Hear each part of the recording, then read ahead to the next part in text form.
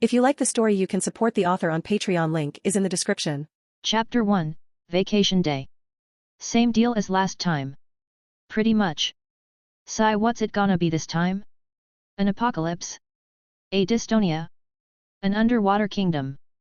Actually, me and the other gods have been talking lately and we've decided to give you a little vacation. Seriously? Yeah, for your next reincarnation, you can choose where you want to go and a couple of wishes to go along with it. Sweet. Took you fuckers long enough. 16 reincarnations and only now am I getting a vacation. So where's my vacation gonna be? Your choice. God shrugged. Wow, you guys are being real generous today, aren't ye? Just hurry up and pick, I got my own shit to deal with. Smiling at the annoyed look on God's face, the reincarnated soul took a minute to think about his decision. My last life was pretty fun, definitely want to go to a world with magic, but on the other hand my 8th life showed me just how fun messing with advanced technology can be. While the soul thought about where he wanted to spend his new life, memories of his previous lives flooded his head. After dying on his home world in the past, he was given the opportunity by the gods to reincarnate and travel the multiverse while completing a couple of odd jobs for them.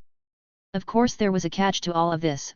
Whenever he reincarnated he'd lose the previous memories of his past lives and would basically be a new person. Of course he'd regain these memories again once he died and returned to the realm of the gods. In all of his lives he's played various roles.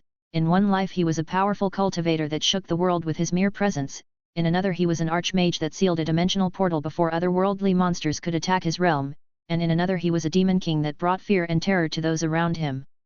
That last life was his favorite. Of course there were some worlds where he couldn't become anything special. Like reincarnation number 12, he was born to an average middle-class family on a planet called Earth, spent his time doing what normal Earthlings did, got a job, got married, had kids then died. Not especially fun, but he had to admit that Earthlings had found ways to entertain themselves that other realms lacked. One example of this was anime and manga. While the reincarnator enjoyed the woes of battle and the crushing of his enemies, since he couldn't really do that in this world, anime and manga become his own personal escapism paradise. And now that he had a chance at a vacation, he definitely wanted to go to one of those anime worlds that reincarnation number 12 always dreamed of. Okay, I've decided. You really want to spend your vacation there? The god looked up with an unsure expression. Yup. Sigh, whatever, let's get this over with, shall we? Your chosen world will be the Black Clover universe and you want to be born at the same time as some guy called Ast, right? I nodded.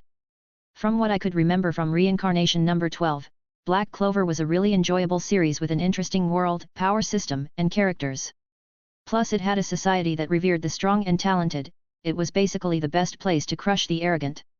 Ah, what I'd do to get my blood pumping like it did back in reincarnation number 14. They were the days. Seeing that I was agreeing, the god continued going down the list of my requests. You also want to be born in a different area away from this Hage village place and you want to have an elven bloodline so that you will be loved by Mana. Am I right so far? Yep. If I remember correctly, the elves had rather large mana pools in comparison to humans. Being descended from one is sure to give me a few long-term perks. While I was lost in thought, God continued reading off the list while making a disappointed face. Sigh, and for your chosen magic you've decided to store all the breath and sword styles from an anime called Demon Slayer into your grimoire, just waiting for them to be unlocked. Don't forget that I want to add magical effects onto the sword styles so they look as impressive as they do in the anime. Rolling his eyes at me, God went back to reading the list. And for your last request, you've asked to have the appearance of some guy called Reinhardt from ReZero. I'm probably gonna regret asking this, but why do you want to look like him? I shrugged. Black Clover looks like it's set in a European medieval time period. Reinhardt's looks will let me blend in easily. Any other reason? The man's plot armor incarnate and looks good no matter what he's doing. I also want to look good no matter what I'm doing. How superficial. The god muttered. Oh please. I retorted. Humans are superficial as fuck. Try living in a world full of humans as an ugly person, the amount of hate and disdainful looks you get is unreal. Plus, this is supposed to be my vacation, right? Isn't it up to on how I want to enjoy it? Yeah, now that the request have been made and approved, I'm required to tell you that your memories will be wiped and you'll be starting all over. I actually have another request. I interrupted. Don't look at me like that, it's the last one, I promise. Sai speak. I want to keep my core memories. Core memories. Yeah, you know, the ones where I know I'm a reincarnator and shit. It'd also be nice if you could make it so that I grow up with a pretty similar personality to the one I currently have. It'd be really annoying if my personality up and changed and I lost the will to go fight strong people. It'd kinda make my vacation a waste. God paused for a minute before looking up at me. You want to keep your original personality? Yeah. The god then made a difficult face. Are you sure about that? Why is he asking me like that? Is there a problem with my personality? It's just. There's a reason we wiped your memories in particular compared to our other reincarnators. Oh. I thought every reincarnator was treated the same. No. The god shook his head. Most of them retain their memories when they reincarnate into a new world. Then why don't I? Because your personality is problematic. If it wasn't for our ability to wipe your mind every time you reincarnate, we wouldn't have chosen you as one of our agents. Feeling slightly annoyed, I did my best to smile. And what actions have I done to warrant such treatment? You burnt an entire continent to the ground in your first life. We were at war. I refuted in a just voice. A war that you started. Oh fuck you, those humans deserved it. For what? If you didn't fuck the queen and princess in front of the king, then none of this would have happened. It's not my fault that someone spread a rumor that ingesting the seed of a dragon king would grant eternal youth. You spread the fucking rumor. I was fucking horny. And I didn't think they'd take it seriously. Well, they did. You know what, I'm done with your shit, next time you reincarnate you'll be dealing with some other god. Dude, you're killing my vibe. Fuck off. And with those gracious words, I was reincarnated into the Black Clover universe. Creator's thoughts. Errata. Writing this chapter was weird because I wanted the MC to be different to the ones I'd written in the past. And then like magic, nice pun right? I made the MC a serial reincarnator with a whimsical personality. And to make him even more different compared to my previous MCs, this one wasn't even born on Earth. He only went to Earth when he reincarnated there. Reincarnation 17. So it turns out that God majorly fucked up when he sent me here. Mistake number 1, that fucker didn't give me Reinhardt's appearance like he promised. No, he gave me generic black hair like a fucking pleb and made my eyes yellow. Not that my appearance was bad or anything, but it wasn't what I asked for. I'm half tempted to kill myself just so I can go back to the god realm and slap the shit out of that petty asshole. Mistake number 2, I'm pretty sure that prick reincarnated me into the territory of the witch's forest. Now you're probably wondering how I know all this, right? Well, that brings me to mistake number 3. Mistake number 3, that ass clown fucked up my memories. Instead of getting all my core memories, I got fragments of memories of my 12th life, Earth. Most of them were useless and the ones that weren't useless were too blurry to be useful. So while I remember some things about this world like my current location, things like the main character's name and face elude me. I might as well have been walking in blind. But the good news about this was that I remembered some key things about this world. Like the fact that by the time I turn 15, I need to go to a grimoire tower in order to attend the grimoire acceptance ceremony. But first, I need to get out of this forest alive. Hopefully without running into any witches. Oh. That brings me to mistake number 4, instead of reincarnating me into the world like usual, that small-dicked loser reincarnated me into the body of a 10-year-old and left a message in my head telling me that the main story will start in 5 years. Then he started laughing about the fact that I had less time to train and become overpowered. If you know me well, you'll know that I tend to go a little crazy when it comes to training. I believe the people of Earth called it over-leveling. I like to be strong to the point that I don't have to worry about dying or receiving damage. But 5 years was too short of a time for me to completely curb-stomp the people of this world. Plus, with the current state of my body, I'd need 3 years just to get it into a state that I'd deem acceptable for normal training, not to mention that I also need to train my battle instincts to adapt to this new body. Sigh, I better get started. -3 years later. Inhale, exhale. Surrounded by trees on all sides, the sound of nature rang through the endless forest as the sight of a young bare-chested black-haired boy sitting cross-legged could be seen by the surrounding birds. Breathing in a very peculiar rhythm, a soft grey-like glow manifested itself around the boy's body and clung to him as if it was part of him. Breathing softly, the boy slowly opened his yellow and let the grey glow on his body dissipate into nothing. I guess that's breath of the beast down. After training non-stop in the forest for the past 3 years, the serial reincarnator found that like everyone without a grimoire, he was able to use the mana in his body to use low-level magic. Like who could make small gales, the reincarnator was able to utilize a swordless version of breath of the beast. And while he couldn't do anything special with it like cut trees with his bare hands, he found that utilizing this breathing technique increased his body's physical ability like reinforcement magic and also made him incredibly flexible. Due to my location and current circumstance, Breath of the Beast made the most sense to learn. While Breath of the Wind or even Breath of Thunder would have been convenient, both breath styles wouldn't enhance my perception and sensory abilities like Breath of the Beast did. Thanks to this style, I've avoided being eaten by various different predators within the past 3 years. After finishing my 5-hour-long breathing practice, I picked up a self-made gourd bottle and took a swig of water. Now that my body had reached an acceptable level of fitness, it was time for me to start making my way to the Clover Kingdom. And while I didn't have all my memories, something inside of me was telling me to avoid going to the witch's forest at all cost. Packing my stuff up in a handmade backpack, I tied the gourd to my waist and headed north. Having gotten a handle on the Breath of the Beast breathing technique, the next logical step was to achieve full focus breathing, a state in which I subconsciously use the breathing style. And thanks to my elven bloodline and large mana pool, maintaining this state even when I'm asleep shouldn't be too much of a hassle. Moving through the forest with purpose and confidence, I looked forward to the journey ahead. I might be weak right now, but when I get my hands on my grimoire, I'll make sure to have as much fun as I can while cutting down those that stand in my way. Whistling to myself, it suddenly occurred to me that I hadn't even given myself a name. Looks like I was too focused on training. Looking down at my slim but toned arms, I can't help but nod at my body's current state. Realizing that I was losing track on my previous train of thought, I quickly snapped out of it and tried to focus on giving myself a name. Looking at the dark forest around me, I couldn't help but think about how gloomy this place was. How grim! I muttered. Grim. Grim. Grim. That was it. The perfect name for me. While I may not remember what my original name was or what my name on Earth was, doesn't the name Grim sound way cooler than anything I would usually come up with? Okay, it's decided, from now on, I shall be known as Grim. Yet. Grim. Creator's thoughts. Errata. Out of all the Demon Slayer fanfics I've read, none of them ever started with Breath of the Beast, which is a shame since Inosuke was the only character I really liked in the manga. Not that I don't understand why most people start with Breath of Thunder, but I didn't want to be boring like them.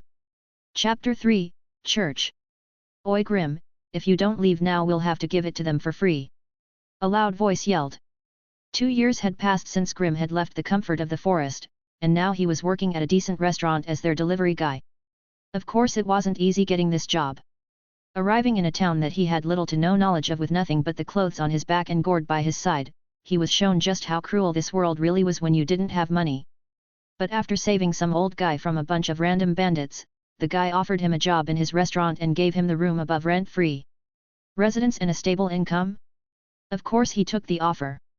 He'd be an idiot if I didn't. But what the manager of the restaurant didn't know was that Grim had originally planned to rob him, and beating up those bandits was just an easier way to loot the cash off them while they couldn't fight back. If it wasn't for him leaving him for last instead of knocking him out, who knows where he'd be at the moment. Oi! Are you listening? A teenage girl with long wavy red hair and navy blue eyes stepped out of the restaurant to chastise him. I'm on a break, Rebecca, go annoy someone else. He shooed her away. Hearing me shoo her away, a vein popped out onto her forehead before she made a dark smile. You're gonna have to cut your break short, we got a delivery request. This ray of sunshine barking at him like a dog is a fellow co-worker of his, Rebecca Scarlett. A 16-year-old waitress that has to work in order to support her smaller siblings. Beautiful, smart, driven, she was the definition of a strong independent woman. At least that's what he thought the people of Earth called people like her. But that's besides the point, you see, when he first arrived here he actually had no skills that could be employed in a restaurant. So he just helped around wherever he could and received his pay. This made Rebecca resentful of him because he was apparently taking advantage of the boss's goodwill. Of course her words meant nothing to him. Grim was a man with memories of the 21st century, he was for all intents and purposes, numb to the sound of female complaints. Plus he was naturally lazy by nature. If fighting, sleeping, or training wasn't involved, then the amount of fucks he could give about anything were practically non-existent. But then he messed up. One night when he was training his agility and flexibility with Breath of the Beast, Rebecca happened to see and came up with this great idea of starting a delivery service. I want you guys to hear that again. We're in a time period that resembles medieval Europe, and this bitch just came up with the idea of a fucking home delivery service. She even crafted a table on how much profit we would gain and handed it off to the boss. After hearing her proposition, the boss literally begged Grimm day and night to take up the job. Apparently the movements he employed when taking out the bandits were enough to make him think that Grimm was the most suitable for this job. And he couldn't say no to him when he gave him those puppy dog eyes. So yeah, now he's a delivery man. Grimm and Rebecca eventually came to a truce where we would stay out of the other's way and do what's best for the restaurant. And although they both had different reasons to protect it, he literally lives above it, they both agreed that it'd be in everyone's best interest if this place kept running. So here he is, 1 week away from the grimoire acceptance ceremony, about to deliver a huge pot of soup to a small orphanage. Inhale, exhale. Watching the soft grey aura cling to his body, Rebecca handed him the soup pot with a smug smile on her face. You know, you're a real bitch, right? Ignoring his comment, she pulled out a small notebook and told him how much money he should receive from the delivery. Rolling his eyes, he used his enhanced physical ability to jump onto the roof and leapt from building to building while hugging the pot to his chest.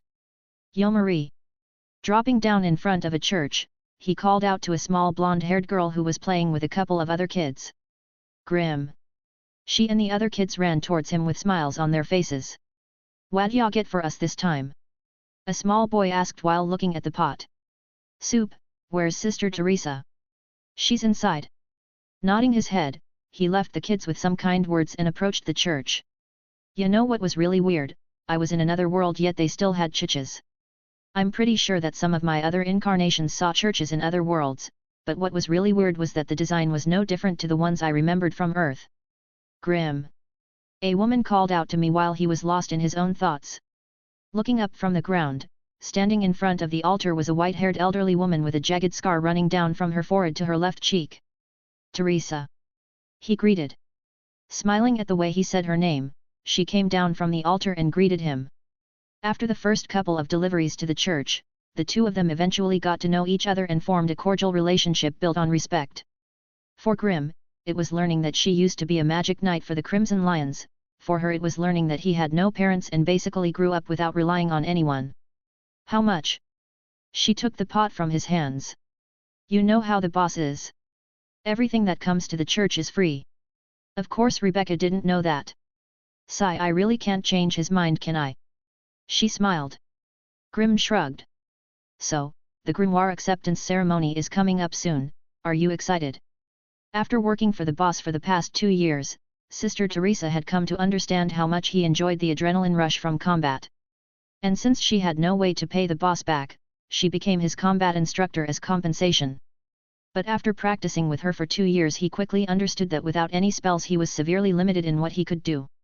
And what made it even worse was that she kept using long-ranged fire attacks to keep him from getting close to her and slapping the smug smile off her face. The only thing he really learned from all of this was how to sense mana better and improve his dodging ability. But now that the grimoire acceptance ceremony was only a week away, he could barely contain his excitement at the prospects of actually learning new spells that could make up for what he lacked. But to answer Teresa's question, he simply responded with AHMM. Creator's thoughts. Errata. I just realized that when I write the earlier chapters like these, I'm still in the process of molding the MC to fit the world they're in. Chapter 4, Grimoire. Walking back into the restaurant after leaving the church, the sight of a small red-haired boy sitting around one of the tables eating porridge entered Grimm's sight. Yo Marco! Grimm called out. Marco was one of Rebecca's younger siblings. He was quite a shy boy and nowhere near as annoying as his older sister. Hey Grimm! He smiled and waved. Where's your sister? She said she had to go get some supplies. Oh? I guess that means it's just you and me, little man. MMM. He nodded and focused back on his porridge while I went behind the bar and poured himself a drink. -1 week later.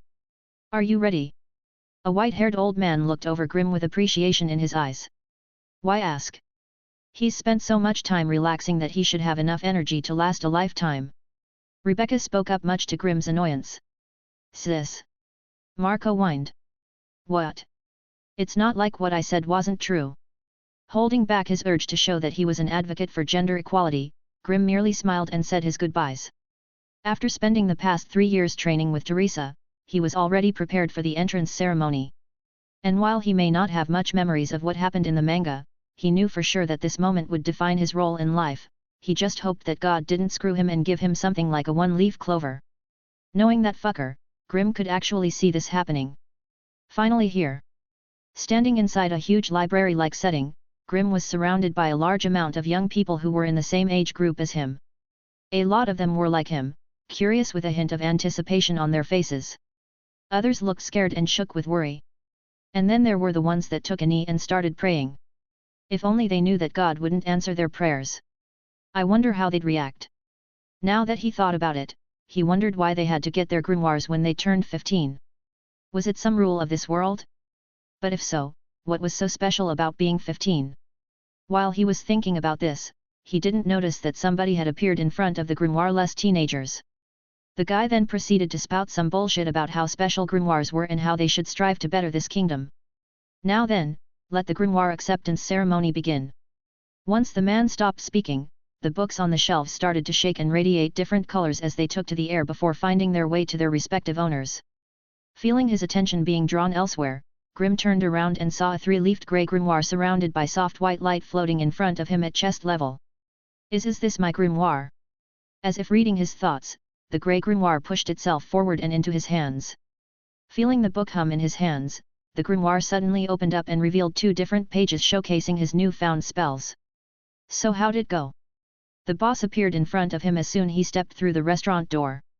Hearing the noise, Marco and Rebecca also came over. Instead of answering the manager, Grimm merely smiled and summoned his grimoire. Ah ha ha ha ha, you succeeded. The boss cheered. Congratulations Grimm. Marco added. And he could have sworn that he saw Rebecca smile for a minute there. So? What spells do you have? Watch this. Focusing his attention on his grimoire, he felt the mana in his body gather around his hands as 2 serrated blades materialized in his hands. Watching with amazement, the 3 onlookers felt their eyes widen as they looked closer at the jagged swords in his hands. Swords. Why the hell do you have swords? I thought your magic was body enhancement. Rebecca suddenly exploded with questions. Just because I can enhance my physical ability, it doesn't mean it's my magic. Grimm said with a smug look on his face. Why you? So cool. Marco's eyes basically shone as he looked at the swords that were radiating grey light. Grinning at their reactions, Grimm let the swords dissipate into nothingness and summoned his grimoire. Sorry, but I've gotta go train. Leaving them with a look of surprise on their faces, he left them to their own devices and closed the door behind him. Okay you old bitch. Let's do this. Grimm. Seeing the black-haired boy kick open the church's front door, Marie and the other kids looked at him with surprise. Oh? Hey guys, where's Sister Teresa? She got a date with Destiny. He grinned wildly. She's planting some flowers. Thanks. And just as he appeared, he disappeared just as fast. Someone's happy. Crouched down with her back turned to him, Teresa smiled as she covered a seed with fresh soil. Cut the crap. You know why I'm here. Of course I do, you're here for another beating. Not today. We'll see. Raising her hand slightly, Teresa released a stream of flames towards the distant Grimm. Unable to hold his smile back, Grimm's body was covered by a soft grey glow as he charged towards the flames while his swords materialized in his hands. Using his now enhanced body to jump over the stream of fire, he leapt high into the air and came crashing down towards the old nun. Seeing this, Teresa smirked thinking that he was too hasty in his reaction. Now that he was in the air, he had no way to dodge. Lifting her arm up higher, she released another stream of fire at the airborne Grimm. Watching the torrent of flames approaching him, the smile on Grimm's face grew wider as he activated a spell. Second Fang, Rip and Tear. Performing a diagonal X-slash with both blades, Teresa and the spectating children watched in shock as Grimm's blades seemingly tore the torrent of spiral flames apart. Whoa! The kids exclaimed in shock. Dumbstruck by what she had just witnessed, Teresa quickly snapped out of her stupor and quickly casted a spell called Shining Flame Cross. Using multiple small explosions that took on the shape of a cross, Teresa erected a flame shield to protect herself seconds before Grimm's blade reached her. Oh shit! Detonate! Teresa looked up at him through the gaps of her shield and yelled. Asterisk boom! Asterisk! Flung backwards as a result of the shockwave, Grimm's body smashed heavily into the ground as steam escaped from his smoking body. Luckily for him, Breath of the Beast allowed him to take the brunt of that attack without suffering any real damage. Ha ha ha ha ha ha ha! He laughed loudly as he lay flat on his back. I finally got close to you. Creator's thoughts. Errata errata. A short fight to demonstrate how I plan to use Breath of the Beast in combat. I also like how Grimm's real personality comes out after he entered the church and started acting like he was hot shit only to get laid flat on his ass.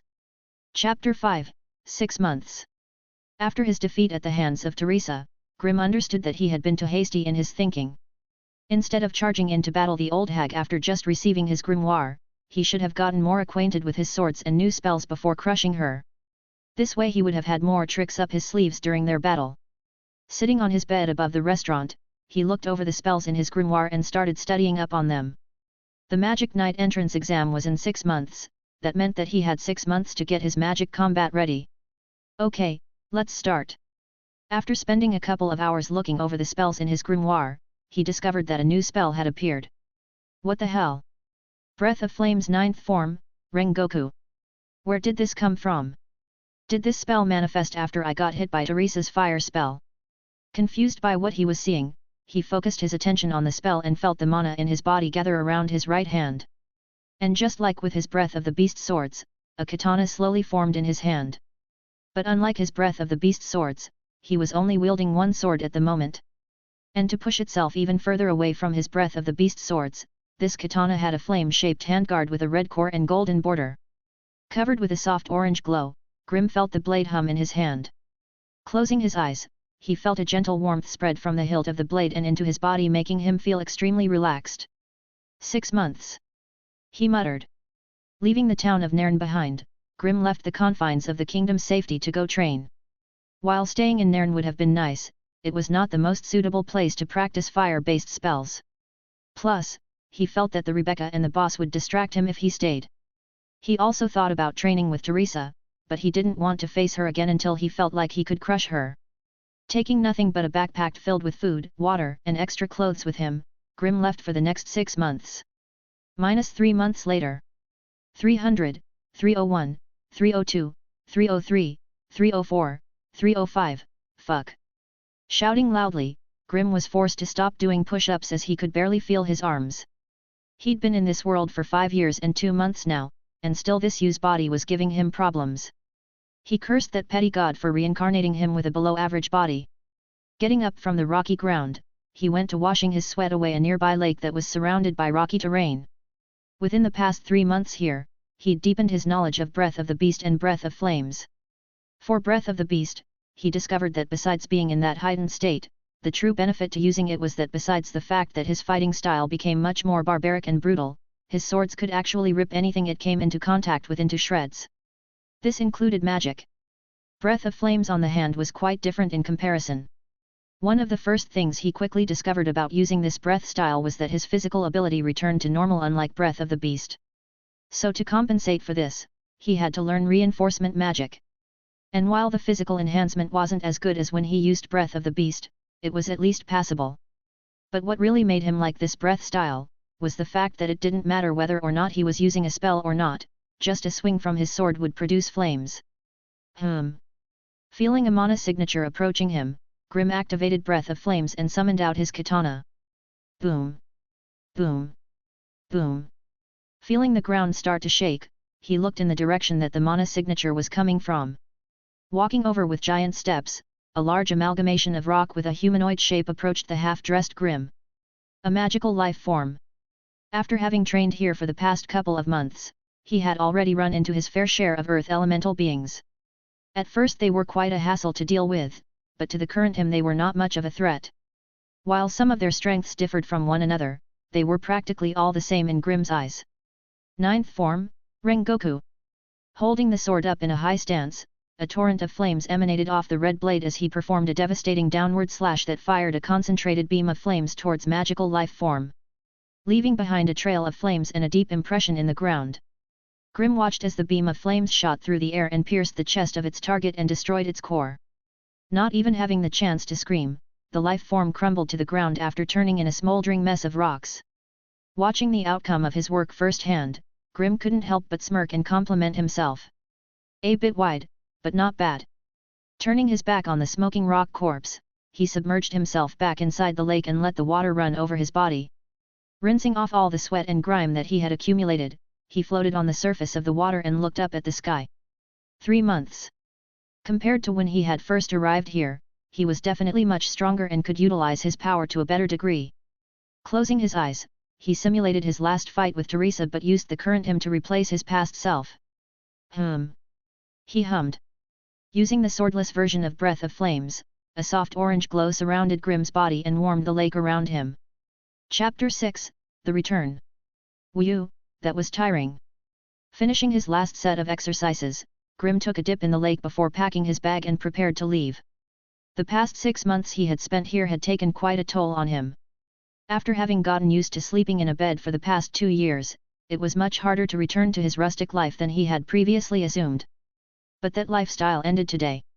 Now that those grueling 6 months had ended, he could finally return back to civilization and attend the Magic Knight entrance exam. Looking back at the lake surrounded by rocky terrain, a feeling of sentimentality struck. Fortunately it didn't last long and Grim quickly left the area. It's gone. Standing at the place that Grim had previously been at, a young-looking man with a red tattoo on his left cheek and patches of white in his black hair looked around the lake as if searching for something. Are you sure you felt a magic signature? The place seems kind of barren. Standing next to the young man was sexy-looking blonde-haired woman in an all-black hat and furry skirt. Yawn, I might have been wrong. The young man yawned and opened a portal behind him. Why didn't you tell me that before I was forced to tag along? Shrugs, I thought it'd be funnier if you had to miss your hair appointment. I'm gonna leave you if you don't hurry up. He turned towards the portal and began walking. TCH, damn you Riri. Why are you back? Was the first words that came out of Rebecca's mouth when she saw Grim walk through the doors. You know what, Rebecca? I've had enough of your shit. I get that we're not friends and that your period seems to come about every other day, but you need to chill the fuck out. Recalling some phrases from his jumbled Earth memories, Grim started going on a rant that no one really understood. At the end of the day you're just another basic bitch that doesn't understand just how average she really is. Are you cute? Sure. Are you fuckable? Hell yeah you are. But besides that you don't really have anything going for you. If it wasn't for our boss's gentle heart you'd probably be working on some random street corner trying to provide for your siblings. And that's another thing. How many fucking kids did your parents have? I know we don't have condoms in this world but fuck me. Haven't they heard of the pull-out method? In fact it's weirder that we don't have any magic to avoid this. Like you'd think there'd be an abortion spell or some shit but he started trailing off topic and left Rebecca, her siblings, the boss, and the rest of the people in the restaurant stunned. And that's why we should name the first tank engine Thomas. He nodded proudly not noticing the expressions on everyone's faces. Silence. Anyway, that's all I wanted to say. I'm going to go prepare for the exam tomorrow so good night all. Oh. And fuck you Rebecca. He showed his middle finger before going upstairs. I think he likes you. One of Rebecca's little siblings commented. The next day. Leaving early in the morning, Grim left a note to the boss thanking him for everything he'd done for him for the past 3 years. He also left one for Rebecca reminding her of just how much of a bitch she was. He felt really refreshed after that and left with his head held high. So this is where the future Magic Knights start their careers. He muttered after arriving at the testing site that oddly enough resembled a coliseum from Earth. Weird. What's with these damn birds? A loud scream drew everyone's attention. Turning to look at the origin of the screaming voice, Grim was quite surprised to see a grey-haired boy being attacked by a bunch of birds. Get them off me! Standing a bit away from the boy was an amber-eyed boy with messy black hair. Looking at the two of them, Grim couldn't help but frown as he felt a weird sense of familiarity from them. But before he could ponder on it any further, a rich-looking fat guy and his entourage barged his shoulder and pushed him to the side. So then I invited her to dance with me at the royal ball. The fat man laughed and played with his mustache, not even noticing what he had just done. Wow! As expected of our lord. Haha, even Miss Mimosa couldn't resist your charms. Of course she couldn't. What woman in their right mind could resist our Lord? Listening to the praises he was receiving, the fat man couldn't help but laugh loudly as a disgusting smile edged itself onto his face. In truth, the only reason Mimosa had agreed to dance with him was because she didn't have the heart to reject him after he stopped the music to ask her to dance. Unfortunately, his praises were cut short by the next sentence. Oi piggy, it's common courtesy to apologize when you bump into someone. While Grim was confronting the fat nobleman, the grey-haired was busy dealing with his own problem. After running around trying to get the anti-birds off him, he accidentally ran into a muscular black-haired man smoking a cigarette. Ah! There you are, yummy! A man with dirty blonde hair called out to the black-haired smoker. Hey, isn't that the spatial magician Finral Rulacase? A member of the crowd spoke in a hushed voice. Yeah, and isn't that guy besides him Gordon Agrippa? They motioned to an emo-looking guy wearing black lipstick. Wait! They all looked back at the black-haired smoker. Doesn't that mean that that's the captain of the Black Bulls, Yami Sukiro? Chapter 7, Magic Night Exam. Did this low-born ant just address me? The fat noble turned to look at a member of his entourage. Well. If this had been a normal setting, the fat noble's henchmen would have immediately started attacking the black-haired boy that had just insulted his lord. But this was the Magic Night entrance exam. If he started a fight here, who knows what consequences he would face. Luckily for him, he was saved by the bell as the announcer suddenly called for everyone's attention. Sorry for the wait, everybody. Walking out from the background, 7 individuals walked out and drew the attention of everyone in the area. It's the Magic Night captains. I can't believe I'm seeing them from so close. I can die happy. Magic Night captains, hey! Looking up at the 7 figures, Grim felt his blood start to boil as his urge to fight slowly increased. The strongest mages in the Clover Kingdom. Doing everything in his power to hold himself back, Grim looked up at the figures and burned their features into his memory.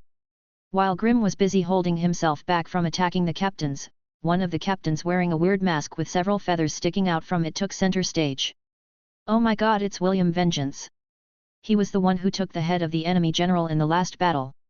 It's said that he's the closest to becoming the next Wizard King.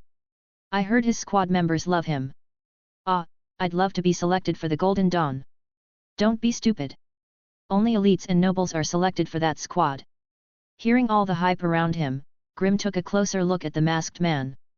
Opening his grimoire, William executed a spell that caused branches to spawn and deliver wooden broomsticks to the examinees. Now then, let us begin the Magic Night test. Hearing him, the fat noble turned to face Grim before walking away. Humph, I'll deal with you later, peasant.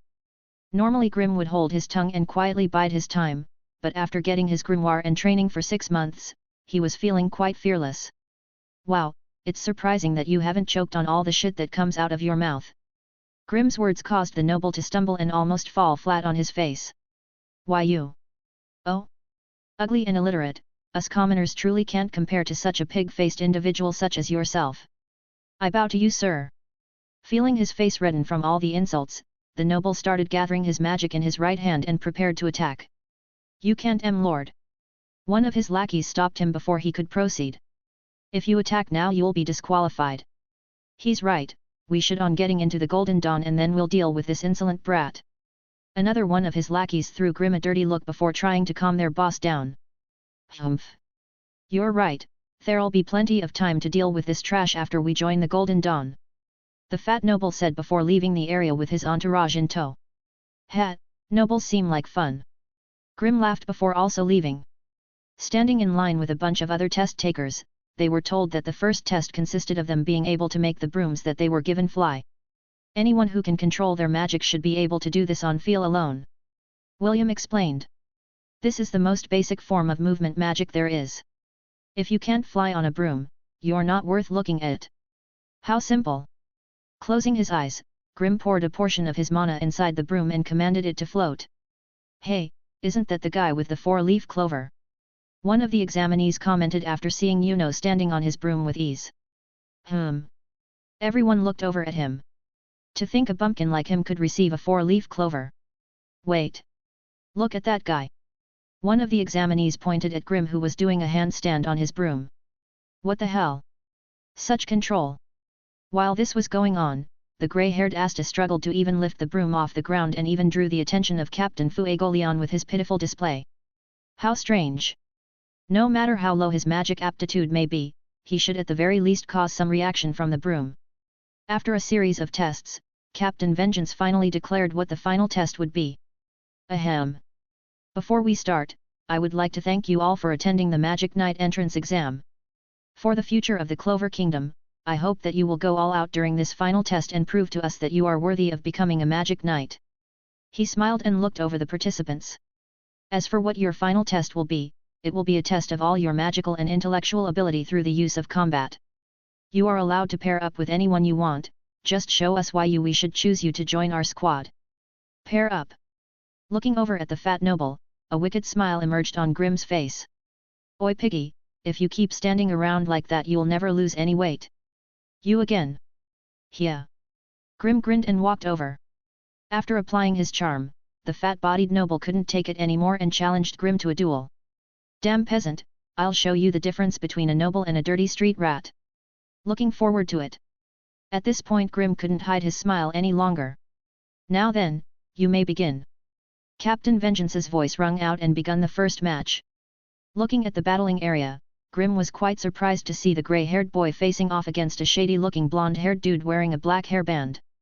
Ha ha ha ha, no holding back. Let's do this, Asta.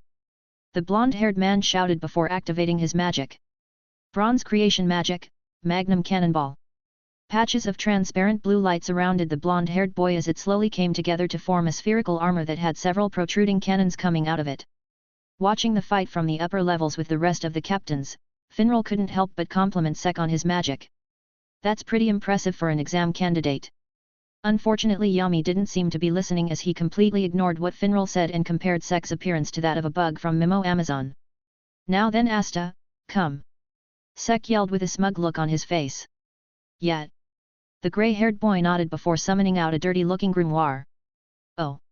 For some reason, Grimm felt his eyes being drawn to black grimoire that the grey-haired boy was using. But what was weird was the fact that his own grimoire threatened to make an appearance as if sensing danger. Blocking out the sound of everything around him, the grey-haired boy who was referred to as Asta pushed hand towards the open pages of his grimoire, and in front of everyone he pulled out a giant black blade covered in dirt and scuff marks. What the? Pushing off the ground with a tremendous amount of force that cracked the ground beneath his feet, Asta's figure turned into a blur as he appeared in front the armored Sek with his sword held high above his head. Asterisk boom. Asterisk. Slicing through his barrier with little to no difficulty, the force of Asta's sword collided with Sek with enough of an impact that the ground below them was turned into a crater. What force? Grimm's eyes widened as his grimoire became more and more restless. What the? Impossible. Not expecting that outcome, looks of shock ran across the faces of the captains and the candidates. The only person who was unperturbed by such an outcome was the black-haired Yuno who was smiling at Asta's performance. Knocking Sek unconscious, Asta rested the large sword on his shoulder and looked up at the Magic Knight captains. Listen up everyone. I'm not joining the Magic Knights just so I can have a cushy life and avoid working hard. I'm here to work my butt off and become the Wizard King. Oh ho! Yami hummed. Wizard King How interesting. Grimm smiled. Chapter 8, Squad. After a couple more fights went down, it was eventually Yuno's turn to fight. To call it one-sided would be an understatement as he completely dominated his opponent without taking a single step. Out of all the fights, only Yuno's and Asta's could rouse Grimm's fighting intent as he was on the brink of drawing his sword out. By the time most of the fights had finished, Grimm and the fat noble were finally called up to the stage. Walking to his position, Grimm looked across at the noble and couldn't help but smile as the mana around him pulsed. All the captains raised an eyebrow and looked at him. Even Yuno couldn't help but take notice of him. What the hell are you smiling at, you filthy peasant? The fat noble yelled when he saw Grimm's smiling face. Instead of answering, he turned to look at the referee with a look of impatience. Start? Ha ha ha, now bow before me, commoner. Sand creation magic, Sand Fox. Opening his grimoire, the fat noble raised his right hand in the air and yelled out the name of his spell. Gathering above the noble, a large sea of sand appeared and clumped itself together until it turned into a large-looking fox. Whoa! Impressive! Incredible! The candidates couldn't help but sing their praises as they saw the spell slowly take shape. Phew phew phew, that's right peasants, be amazed. Ha ha ha ha! Is that it? Grimm's monotone voice suddenly rung out and silenced the crowd. How disappointing. I thought you'd at least make me take you seriously, but this is honestly such a disappointment. He sighed and toned down his fighting intent. The crowd responded. And to think I was seriously fired up too. If I knew I was gonna be fighting a giant dog, then I'd have chosen someone with more impressive magic. Sigh, such a waste. He shook his head and looked towards the referee. Can I change opponents? This one's too weak. Stunned by Grimm's sudden request, the referee stood dumbstruck, not knowing how to proceed. Now that he mentions it. Someone from the crowd started. Isn't it just a giant pet? Yeah, it's actually not as cool as I thought it was when you think about it. Doesn't this mean he's just a glorified pet owner? Yeah. How embarrassing. How humiliating. How pitiful. Hearing the words of the crowd, the fat noble's face turned bright red as his anger started to rise to unprecedented levels. Shut up, you damn mongrels! He screamed at the top of his voice. I'll show you. I'll show all of you. Pfft, ha ha ha ha ha ha. This guy's hilarious. Yami burst out laughing from above. So I really can't switch? What if I pay you? Surely we can come to some deal, right? You. Hearing Grimm talk to the referee without a care in the world, the fat noble finally lost it and poured all his mana into his sand fox. Attack! Rower! Asterisk. Bursting forward at an incredible speed, the large sand fox bared its teeth and charged towards the occupied Grimm. Feeling a cluster of mana approaching him, Grimm put his conversation on hold and turned his head to look at the approaching sand fox. Breath of flames. Opening his grimoire up, a faint glow of orange light coated his body as a katana with a flame-shaped handguard materialized in his right hand. Mana skin. Fuegoleon and the other captains raised their eyebrows when they saw the orange glow appear on his body. Yami on the other hand was frowning hard as his focus was concentrated solely on the sword in Grimm's hand. Ninth form, Rengoku. Covering the blade in a dense layer of flames, Grimm lifted the sword high above his head and looked at the red-faced noble in the eyes. Don't interrupt me again. Asterisk boom. Asterisk. Swinging the blade down with a practiced level of grace, a large beam of concentrated flames shot out and blasted forward. Traveling at a shocking speed, the beam encapsulated the sand fox's body before passing by the red-faced noble and slamming into the bottom half of the platform the captains were sitting above and causing it to shake. What the hell? The crowd stood stunned as they looked at the smoking impression left in the ground that was still radiating heat. Looking down at his burnt clothes, the fat noble wanted to scream at Grimm but stopped after seeing the aftermath of the attack that passed by him. Gulp. Such power. Someone from the crowd muttered. Yuno frowned and looked at him. Amazing. Asta's eyes shone as he looked at Grimm. Even the captains were taking more note of him as everyone in the area looked at him with various emotions in their eyes. Unfortunately, this was unseen by Grimm due to him turning his attention back to the referee. See what I mean? Too weak. Let me fight someone stronger. Silence. After Grimm's match finished, a couple more fights took place, but none of them were flashy compared to the previous matches. Ahem. Captain Vengeance suddenly called for everyone's attention. I want to thank you all for your participation in this examination. We of the Clover Kingdom are so lucky to have so many passionate youngsters such as yourselves aspiring to be magic knights. He paused. But this is where things get serious. His tone suddenly changed. When your number is called, please take a step forward. Whichever captain wants that participant, please raise your hand.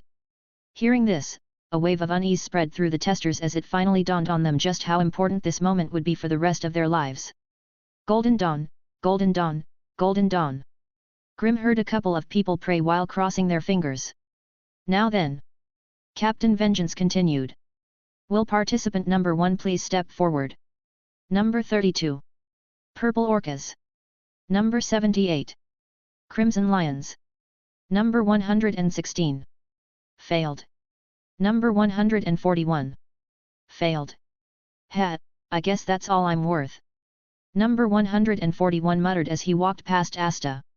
Number 164 stepped forward. Closing his eyes for a brief second, Yuno stepped forward and awaited the captain's decisions. Asterisk gasp. Asterisk. What? All the captains raised their hands. Yuno. Asta couldn't help but say his name. Looking up at the captains, Yuno made his decision. I choose the Golden Dawn. Lucky. Looks like the Golden Dawn will remain the strongest. Various mummers erupted out of the crowd. Ah, looks like a really good one was taken. Finral commented. Number 165 Step forward. Making an audible gulp, Asta took a deep breath and took a step forward. Oh ho, this should be interesting. Grimm smiled, and for some unexplainable reason, he found himself looking forward to what squad this grey-haired boy would join. It was just a shame that no one raised their hand. Silence. Wait. Are you serious? Didn't these guys see what he did to that smug bastard before? And as if to answer his question, Yami suddenly spoke up. Of course no one would pick you. He stood up. Yami. Finral said his name. Even if you're really good in a fight, nobody wants a power that they can't identify. Feeling like he was about to throw up, Asta stood on wobbly legs but kept staring at the black-haired man standing above him. As the name implies, the main thing we look for in a magic knight is releases horrific amount of magic power. Magic power.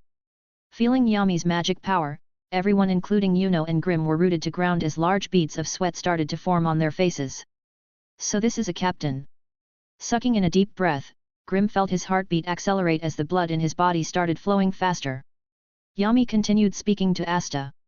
Nobody here will want you, because you have no magical power. Hearing enough, Grimm forced himself to speak despite the magical pressure pushing him back. Wait a moment. Hey. Yami turned to him in surprise. Isn't this the kid with the katana? You said that what you guys are looking forward in a magic knight is magic, right? What about the knight part? What could be more knight-worthy than a guy wielding a sword to defeat his enemies? Yami suddenly turned his attention to Grimm and released even more magical power that almost forced him to his knees. What pressure! Now I really want to fight him. Why are you grinning? Yami tilted his head and asked. He, you're really strong, aren't you? Grimm laughed despite his struggle. Grabbing onto his head, Yami picked him up until the two were eye level. I'm a magic knight, captain, of course I'm strong, dumbass. Yami answered in the most Yami fashion possible before looking at him. That sword of yours, where did you get it? It comes with my magic. Grimm struggled to say. Your magic, What is it? Some fire-type magic or something? Hey. Grimm made a dumbfounded expression. What gave you that impression? The fire. Ah, no wonder. Grimm nodded, which was really hard considering that his head was being held by Yami. Are you playing with me, brat? Yami suddenly squeezed tighter after Grimm lapsed into a state of silence. Ow, the fuck's your problem? I asked you what your damn magic was. Yami's grip tightened. Ow, okay, I'll tell you. Just let me go. Finally hearing something he liked, Yami released Grimm. Damn, you really don't hold back. Grimm rubbed his head. Seeing that Grimm still wasn't answering, Yami cracked his knuckles. You were saying? Demon slaying. Grimm quickly answered. Demon slaying magic. Chapter 9, Coercion. Demon slaying magic? Well, whatever. Yami turned away to look at Asta. Oi, short stuff. Yes. Asta stood at attention. You said you were gonna be the Wizard King, right? Yes, sir. That means you're not only planning to surpass me, but all the other captains as well. Do you honestly think that someone like you who has no magical power at all can achieve such a feat? Lowering his head, Asta stared at his feet. What Yami had just said really hit him hard. He knew that he wasn't loved by Mana like the others around him, but to give up on his dream so easily. That was something he just couldn't do. Clenching his fists and gritting his teeth, he looked up at black-haired captain and spoke with determination. I don't care if I don't get chosen. No matter how many times I trip up, no matter who says what to me. One day, I will become the Wizard King. He yelled with passion. Oh ho! He's crazy. Is he still going on about that? Like hell some crazy bumpkin will become the Wizard King. Phew, he should give up before he embarrasses himself. Ignoring the commotion around him, Asta kept eye contact with Yami, never breaking for a second. Ha ha ha ha ha ha ha. Yami burst out laughing. You're funny, kid, you and Katana Boy over there can join my squad. What? Both Asta and Grim made surprised faces. Wait a minute. Grim spoke up. I don't agree to Joy. You vouched for him, didn't you? Yami turned to look at him. Yami! Fuegoleon shouted. Seeing the fire spell Grim had used to defeat the fat noble and his sand fox, Fuegoleon was determined to have him join his squad. What? Yami looked up towards Fuegoleon and the rest of the captains. I'm just giving him an offer. Ignoring the fact that it's not even his turn, the fact that you're openly forcing him to join your squad is unbefitting of a Magic Knight captain. I concur. Captain Vengeance spoke up and looked towards Grim. As captain of the Golden Dawn, I would also like to offer you a place in my squad. Surprised voices rang through the examination area. Hearing this, Fuegoleon also offered him a place. We of the Crimson Lions also offer you a place among us. No way. How can another commoner get such an offer? What is wrong with everyone? Hearing the offer from the other two captains, Yami couldn't help but frown before looking at Asta and smiling. Oi brat, if he doesn't join my squad you can kiss goodbye to any chance you had of joining any Magic Knight squads.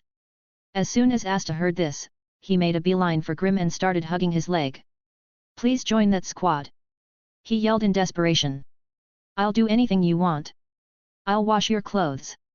I'll make you breakfast, I'll carry you around whenever you feel tired. Asta begged.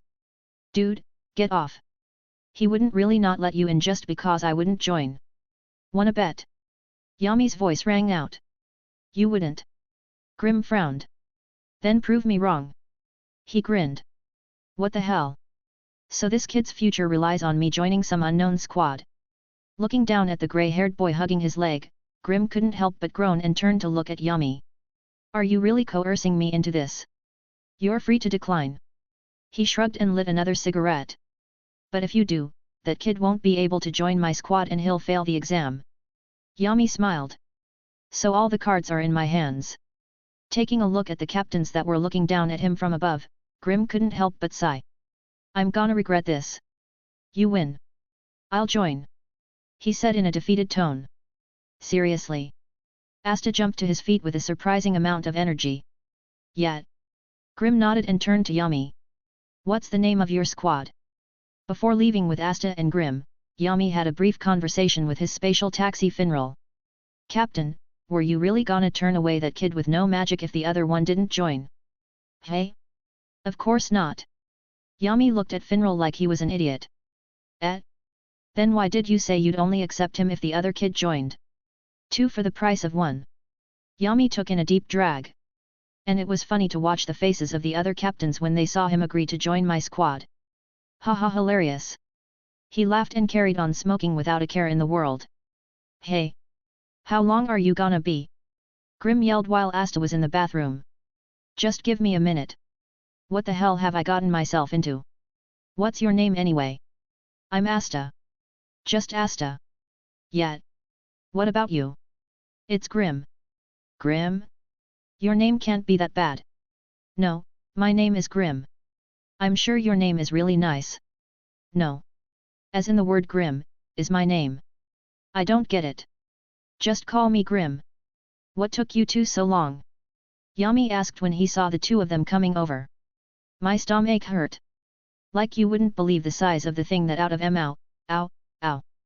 Yami suddenly gripped onto his head and started squeezing. Who the hell told you to give me all the details? Ow, ow, ow, please let go.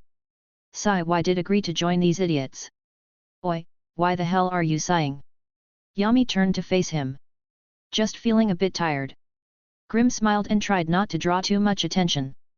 Oi Finral, get us out of here. Right. Nodding his head, the spatial mage pointed at the area in front of him and executed a spell from his grimoire. Spatial magic Fallen Angel's Gate. Pointing his hand out in front of him, space twisted until it was replaced with a bluey-grey blob of static. So this is spatial magic. Grim looked at the portal with intrigue. Whoa! That's so cool! Asta yelled. Ready to go, Captain. Good. Picking Asta up by his collar, he yeeted him through the portal before turning to look at a Grim. A/N, you guys have no idea how much I wanted him to shout Leroy Jenkins. Hearing Asta's scream, Grim made the wise choice to just walk through the portal instead of waiting for Yami to yeet him through.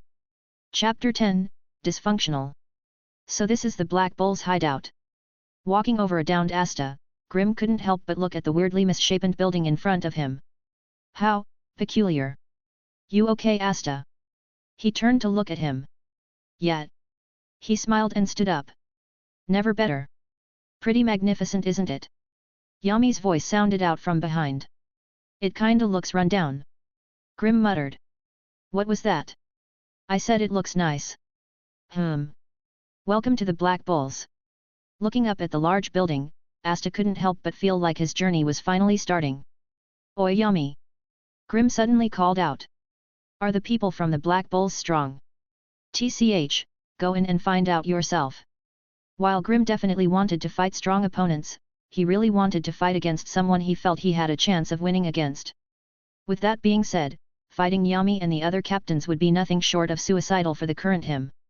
Nodding his head, both he and Asta approached the big wooden door. Deep breath. Let's do this. Just as the two were about to go in, the door suddenly exploded into a burst of flames as Asta and Grim were engulfed in the inferno. Yah! Asta screamed as his body was launched back. Ah ha ha ha ha ha ha ha ha ha ha. Yami burst into laughter again. Welcome to the worst Magic Knights squad. He grinned. Sigh, I knew I'd regret this. It burns. It burns. Asta's screams could still be heard in the background.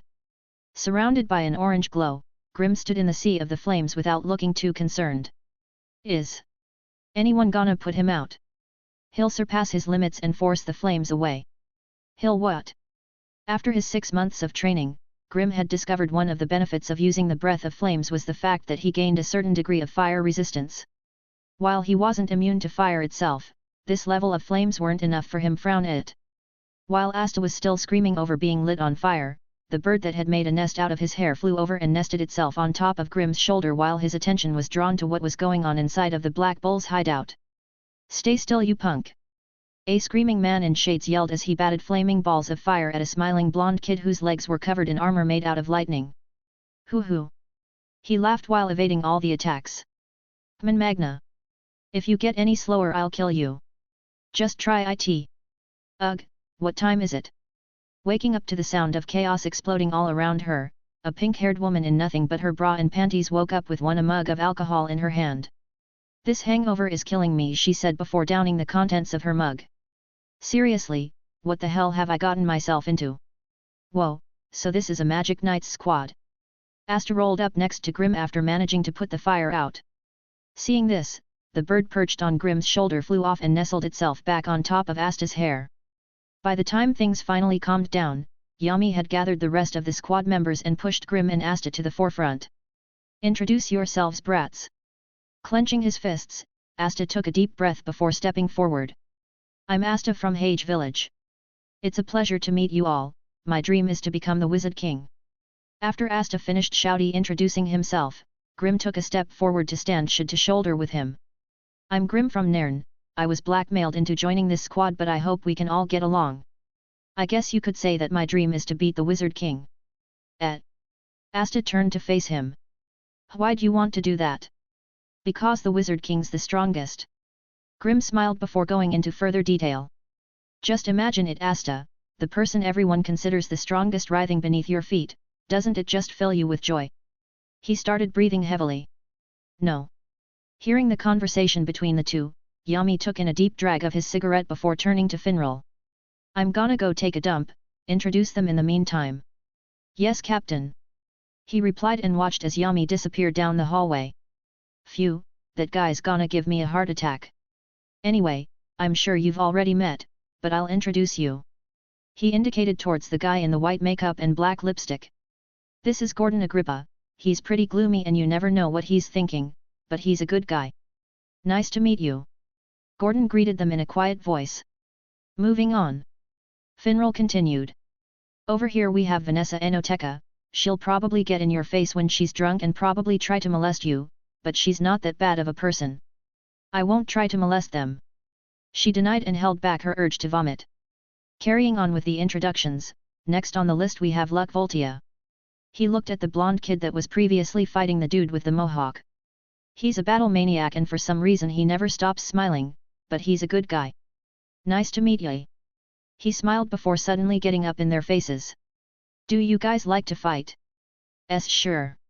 Asta answered. Only against strong opponents. Grimm smiled back. Me too. We should fight later. Definitely. Grimm agreed without any hesitation and felt a weird kind of kinship. He was quite curious as to how he would face off against a lightning mage. I think we'll get along. While the two of them were busy bonding over their love of fighting, Asta was assaulted by a picture of a little girl. This is Marie, touch her and I'll kill you. Eep. The adrenaline man. It's the best part. Are you kidding me? It's definitely the feeling you get after cruising your enemy. Grimm argued back. No way, you only feel that good thanks to the adrenaline you get from the fight. Luck retorted. You only feel that way because you're determined to beat your opponent. Ignoring Finral's introductions, Grimm and Luck went back and forth until Magna broke them up and addressed both Asta and Grimm. Two weaklings from the scrubs are newest members of the Black Bulls? Don't make me laugh. Who the hell is this guy? Grimm wondered, forgetting that he had ignored Finral's introductions. Until you get one of these robes, Magna Swing won't accept you. The Mohawk dude proclaimed. But Yami accepted us. Does his opinion really matter? But before Grimm could voice his suspicions, Asta had already started speaking. Oh my god! It's a Magic Knight's robe. He grabbed onto Grimm's shoulder and started shaking him before turning back to look at Magna. Please let me have one. For some reason his eyes started sparkling. You want one? That's good. Magna made an amused expression. Because you're about to experience the Black Bull's welcoming ceremony. Chapter 11, Grim Luck. Black Bull's outer area. I don't care what method you use, all you have to do is either block or dodge the magic I'm about to throw at you. Magna spoke to both Grimm and Asta. If you guys can manage that, I'll give you these robes. Bring it on. Asta shouted, looking confident. Is this really necessary? Either way, I'm not gonna turn down a fight. Grimm smiled and prepared himself. But before they could start, the trio were interrupted by one smiley boy. Actually Magna. Luck jumped over to Grimm's side. I'm gonna test this one. Hey way. Before Magna could even answer, Luck had already shifted his attention onto Grimm. Hehe, looks like we won't have to wait to fight. Feeling his enthusiasm, Grimm couldn't help but also want to fight. After all, unlike that fat noble back at the Magic Knight entrance exam, Luck was a bona fide Magic Knight, he should be able to use the new spells he learned from his 6 months of training. Ready when you are. That's the spirit. Let's kill each other. Moving a bit away from Magna and Asta's area, the rest of the Black Bulls looked at each other with concern. Should we do something about them? I'm starting now. Luck yelled and opened his grimoire. Don't hold back. Grimm smiled and opened up his own grimoire. Lightning creation magic, Thunder God's boots. Breath of the beast. Asterisk boom. Asterisk. Kicking off the ground with a lot of explosive force, both boys charged towards the other, unable to hide the smiles on their faces. Grimm. Luck K. Asterisk bang. Asterisk. Clashing head first into each other, Luck's lightning-covered boots collided with one of Grimm's blades. Breath of flames. Activating his demon-slaying magic, the hue around Grimm's body changed from grey to orange as the blade that had clashed with Luck's boot changed into a katana with a red-colored blade. Ninth form Rengoku. Asterisk boom. Asterisk. What the hell? Vanessa jumped to her feet. Did he just change his magic affinity? Apparently he uses something called demon-slaying magic. Finral came over and explained. Demon-slaying magic. I don't get it either, but it's what he said when the captain asked him. Perched above the Black Bull's headquarters, the bird that was usually with Asta watched both Asta's and Grimm's matches with a weird gleam in its beady eyes. Ah ha ha ha ha ha, this is so much fun. Luck laughed as he springboarded off the blade to dodge Grimm's fire beam attack. You haven't seen anything yet. Grimm's smile deepened as he returned to using Breath of the Beast. Back to two blades. Hey. Luck cocked his head before preparing to attack again. Flashing out of sight, he appeared next to a startled Grimm. Asterisk bang. Asterisk. Whipping his leg out at an unreasonable speed, his lightning-covered boot collided with Grimm's ribcage and sent him flying through the air. Erg. Stabbing his swords into the ground, Grimm managed to halt his momentum. Unfortunately, Luck wasn't about to give him a break. Appearing in front of the downed Grim, the smile on Luck's face didn't falter for a moment as he pulled his leg back and swung it forward towards Grim's chin. Het! Breath of Flame's second form, Rising Scorching Sun. Switching to Breath of Flames, Grim grinned as he felt the sword in his hand change form. Activating his spell, he swung his swords upwards, creating a wheel of fire that crashed into an unsuspecting Luck. Arg! Not bad. A voice sounded out behind Vanessa and Finral. Captain! The two of them shouted when they saw who it was. Blown back by Grim's fire wheel attack, Luck's heels dug into the ground to slow his backwards momentum. Once he finally came to a stop, he looked down at his burnt clothes and couldn't help but laugh. Amazing! You're really amazing, Grim! Lightning creation magic, Thunder God's gloves. Executing another spell, a pair of large clawed lightning gloves manifested itself on Luck's hands. Ready for more? Grim asked even though he knew the answer. You betcha! Asterisk boom! Asterisk! Charging at each other again, the two boys charged their magic and engaged in combat once more. Asterisk bang! Asterisk! Asterisk bang! Asterisk! Asterisk boom! Asterisk! Hit by a flurry of lightning-charged punches, Grim was pushed back until he attempted to unleash another Rengoku. It was just a shame that Luck had already anticipated this and hit him with a nasty uppercut that lifted him off his feet. Damn it! Shaking off the attack, Grim threw himself back in the fight but quickly realized that he couldn't keep up with Luck's tremendous speed. And to make matters even worse, he also realized that his Breath of the Beast blades were too lethal to use against Luck. This left him with only his Breath of Flames blade. Asterisk bang! Asterisk! Asterisk bang! Asterisk! Asterisk bang! Asterisk! Looks like the newbie's at his limit. Finral commented after watching Grim being pushed into a corner. Sigh, looks like it. Vanessa agreed after seeing Grim get hit with a 1-2 combo. That brat! He's about to surpass his limit. Yami suddenly grinned. Damn it, damn it, damn it! Asterisk bang! Asterisk! He's too fucking fast! Asterisk bang! Asterisk! Why the hell is he so fast? Asterisk bang! Asterisk! Or is it that I'm too slow? Asterisk bang! Asterisk! No, it's my attacks that are too slow. Asterisk bang! Asterisk! Yeah, if I were faster. Asterisk bang! Asterisk! If my attacks were as fast as him. Asterisk bang! Asterisk! If my attacks were as fast as lightning. Asterisk bang! Asterisk! Lightning! Asterisk bang! Asterisk! Landing a solid punch right in the middle of Grim's face, Luck's danger senses suddenly went off as what seemed like yellow lightning started to surround Grim. Flashing into view, Grim's grimoire shone a bright yellow color that caught the attention of everyone including Asta and Magna. What the hell? What's going on? Marie! Feeling an electrifying feeling run through his body, an unfamiliar blade appeared in Grim's hand as his grimoire opened in front of him and revealed a new page. Not knowing why, he instinctively activated the new spell. Breath of Thunder third form, Thunder Swarm.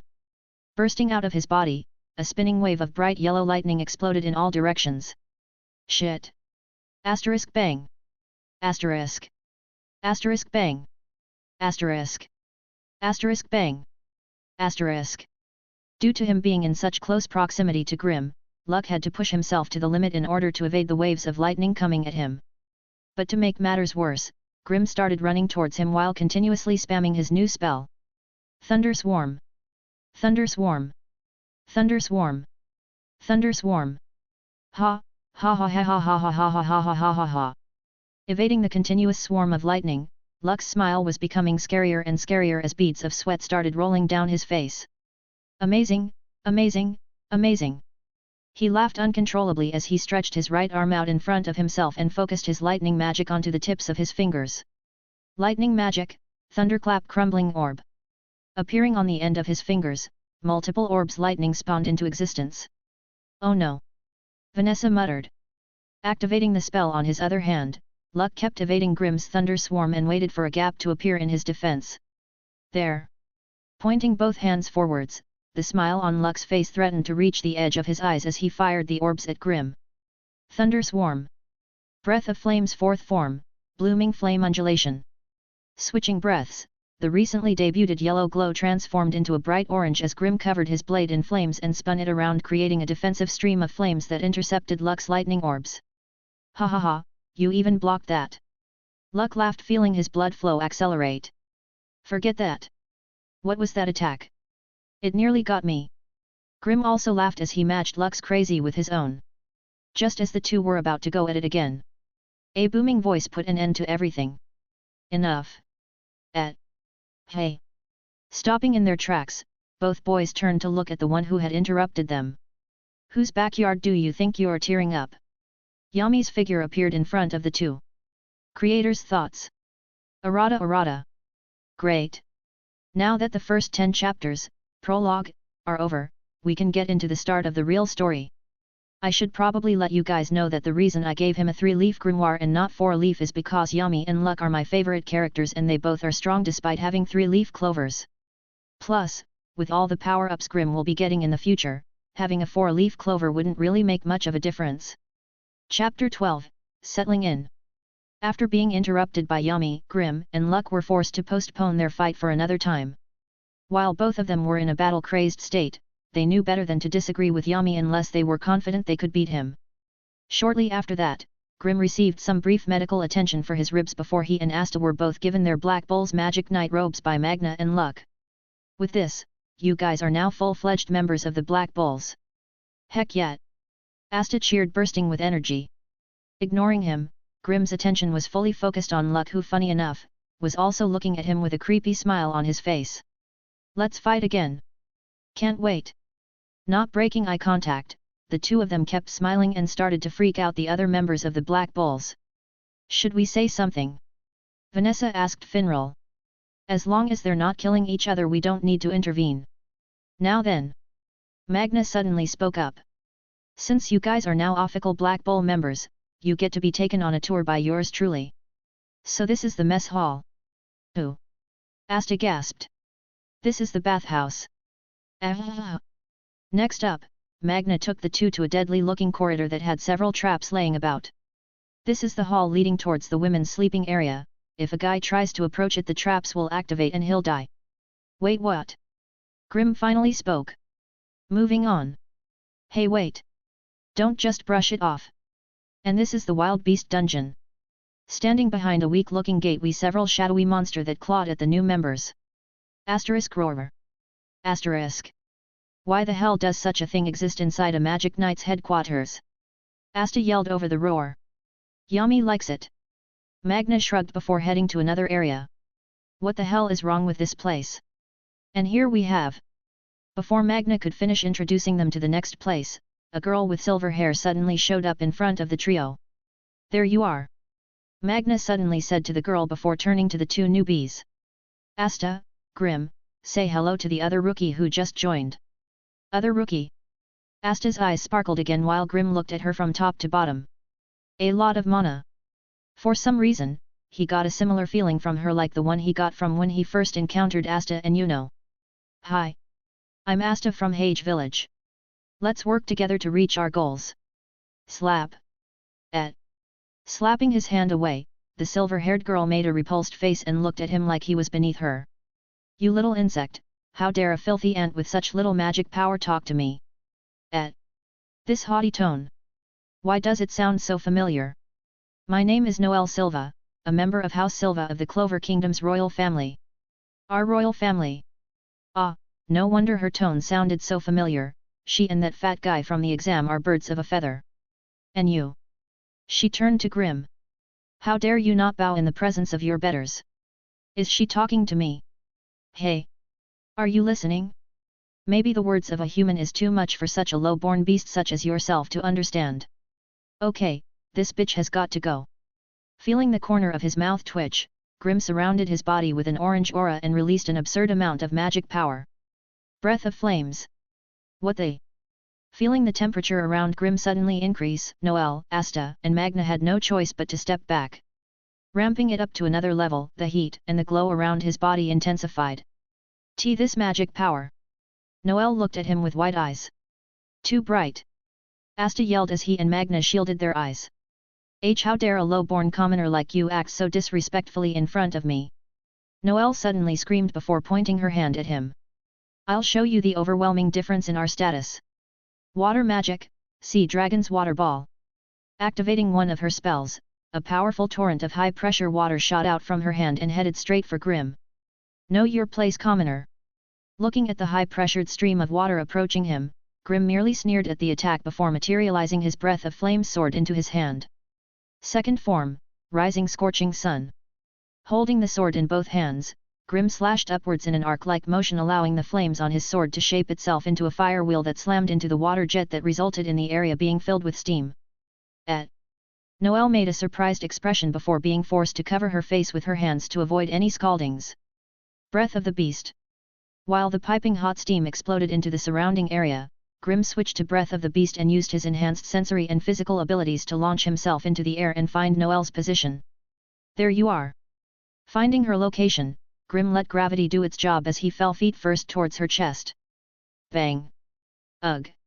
Slamming straight down onto her chest, the air was knocked out of Noelle's lungs as her entire body was forced to the ground. Summoning out his giant sword, Asta swung it at the steam and created a small gust of wind to blow away the steam and reveal the sight before him. Hey! Once the steam had been cleared away, the sight of Grimm kneeling down on Noelle's chest came into view. What the hell? While he and Magna were both confused by what they were seeing, Grimm was too busy focusing his attention on the silver-haired girl beneath him. Submit. You. She grit her teeth and was about to release a barrage of insults. Asterisk bang. Asterisk. Summoning out his jagged beast swords, Grimm stabbed them into the ground mere centimeters away from her head. I said. Submit. I will do no such thing. Then burn. Switching to Breath of Flames, the jagged blades vanished and in their place came a beautiful blade with a flame-shaped handguard. Being so close to Breath of Flames, Grimm caused Noelle to bear the full brunt to the amount of heat his body was giving off. Seeing that she was uncomfortable, Grimm repeated his previous words. Submit. Never.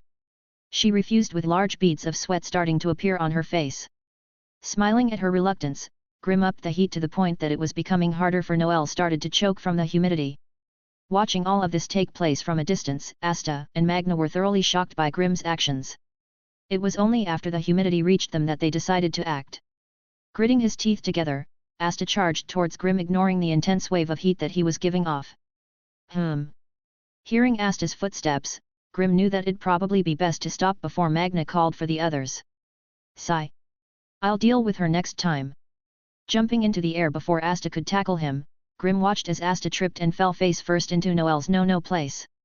After freaking out and firing off multiple misdirected water spells at Asta, Noelle gave Grimm the dirtiest look he had ever seen before walking away. What the hell was that? Magna turned to look at Grimm. She told me to know my place. I was just reminding her what hers was. He shrugged. Sigh, I'm too tired to deal with this shit, let me show you guys to your rooms. And here we are. Walking into what could only be described as a cupboard-sized room, Asta and Grimm both marveled at it for different reasons. For Asta it was excitement. Due to him growing up in an orphanage, he always had to share with the others, so for him having a room that he could call his own was quite a nice change. Grimm on the other hand was feeling downtrodden, in fact he felt like he had regressed. Compared to the room he had previously been living in, this place was a shoebox. Why are our rooms next to each other? He turned to ask Magna. You two seem to get along, so I thought it'd be nice. Makes sense. Nodding his head, Grimm continued watching as Asta started cleaning his room while shouting something about making it sparkle. Now that he thought about it, both he and Asta used swords to fight. And to make things weird, his Breath of the Beast swords and Asta's black sword were quite similar. While his slashed through magic, Asta seemed to not only be able to cut through magic, but also reflect it with flat part of the blade. It was honestly kind of intriguing. Hey Asta! He suddenly called out. His head popped out from under the bed. You okay? That silver-haired girl hit you quite hard. Haha. I'm fine, no way something like that would stop me. He laughed loudly. Good to know. Grimm smiled. You said you have no magic, right? Yet. He nodded. So how can you bring out that grimoire? Anti-magic. Anti-magic. Yet. Asta nodded. It's like magic that gets rid of other magic. So it's magic, hey? But you have no mana. It's not magic, it's anti-magic. I don't need mana. But you just said it's magic that gets rid of other magic. Yet. Anti-magic gets rid of magic. Asta nodded again. But anti-magic isn't magic. That's right. Feeling like he was going around in a circle, Grimm decided to drop the topic for the moment. Creator's thoughts. Errata. Wasn't a fan of early Noel. Number Team Mimosa. Chapter 13, Discovery. Sitting in his room, Grimm opened up his grimoire and flipped through a couple of pages. After his fight with Luck, he had learned quite a few important facts about his magic. The first thing he gained more insight into was his usage of Breath of the Beast. Unlike his other breath styles, Breath of the Beast was more suited to killing an opponent than fighting one. In his battle with Luck, he could have easily cut through his lightning boots and tore his legs off in their first clash if he really wanted to.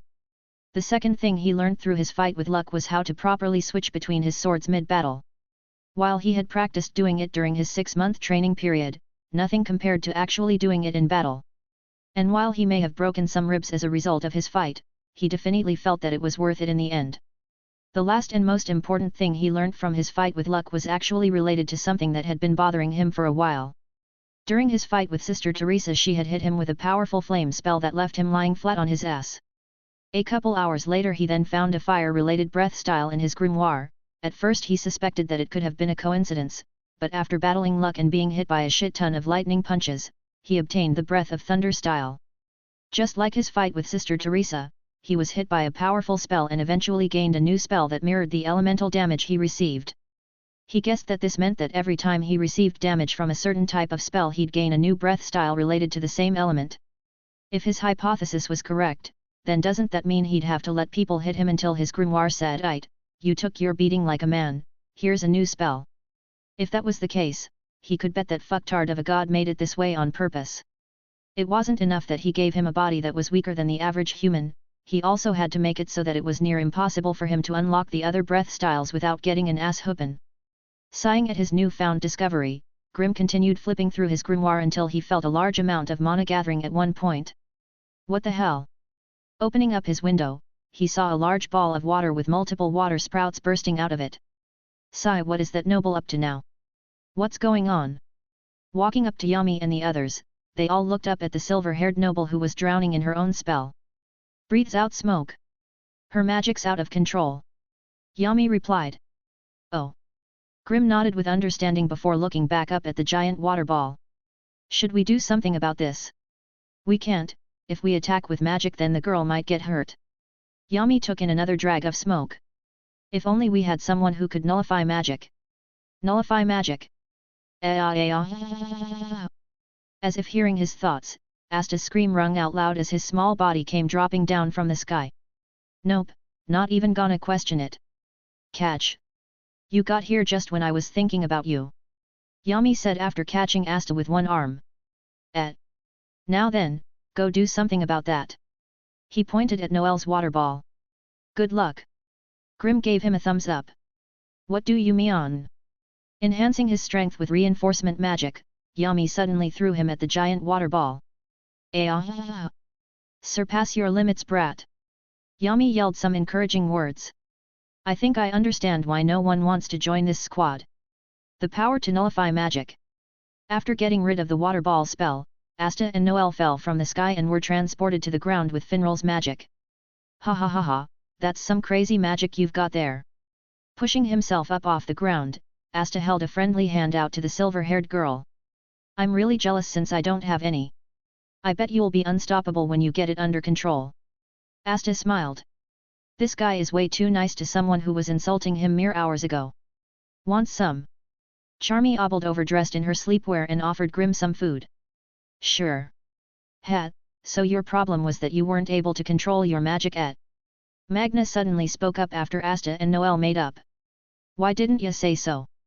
We're the Black Bulls, an order of misfits and outsiders. Speak for yourselves. Grimm muttered, remembering that he didn't even want to join this magic squad. We can easily take care of your control issues. Magna continued. I think you should take care of her attitude first. Hey Grimm. Luck jumped over to his side. Wanna fight? Hell yet. The next morning. So, why are we fighting? Asta asked, holding his sword in front of him. I heard it's what squad members do. Grim answered. After battling luck again last night, Grim had gotten better at using his magic in battle against an actual mage. But then he thought about what he'd do if he fought against some else who could nullify magic. And being the kind of person he was, he immediately asked Asta to spar with him when he had the chance. And that brings us to the current time. Standing with his breath of the beast swords out, Grim's body was coated in the soft glow of a grey aura. Ready? Yet? Asta nodded. After watching Asta's fight with Sek back at the exam, Grim noticed just how physically superior Asta was compared to him. With that knowledge in mind, he chose to utilize Breath of the Beast to reinforce his own physical stats. Staring the other down, the two swordsmen nodded before charging each other. Using his absurd leg muscles, Asta's figure flashed forward with an alarming amount of speed. Boom! That's right, Asta, come at me. Feeling his battle senses and his urge to dominate being stimulated, a weird smile adorned Grim's face as he used his magic-reinforced legs to match Asta's charging speed. Asterisk boom! Asterisk! Leaving two small craters behind them, the two boys quickly appeared in front of the other and swung their swords. Asterisk clang! Asterisk! This strength! Clashing swords, Grim felt the ground beneath their feet collapse as he was pushed back by the outrageous weight of the black sword. It was a wonder how Asta was able to lift the thing. Your swords are still here. Asta said in shock. My swords. Oh. Now that Asta had pointed it out, Grim realized that his swords weren't disappearing like magic did when it came into contact with Asta's sword. Wait a second. Does that mean the swords are physical and not magical in nature? Thinking about it now, the swords being physical objects and not magic constructs actually made sense. His demon-slaying magic probably created physical replicas of the swords from the Demon Slayer manga, whereas the magic that appeared on the blades actually spawned from his body. So that's how it is. Within his fragmented memories of his 12th life, he remembered that while the swords from Demon Slayer were useful in killing demons, it was actually the breath styles that made it possible for the Demon Slayers to keep up with their enemies. Breath of Thunder. Switching styles, the beast swords that were clashing against Asta's sword vanished from sight and caused Asta to slip forward. Using Asta's momentum against him, Grim easily sidestepped him and felt their shoulders brush against each other. Third form, Thunder Swarm. Activating his new spell, Grim took advantage of the fact that all of Asta's weight was leaning forward.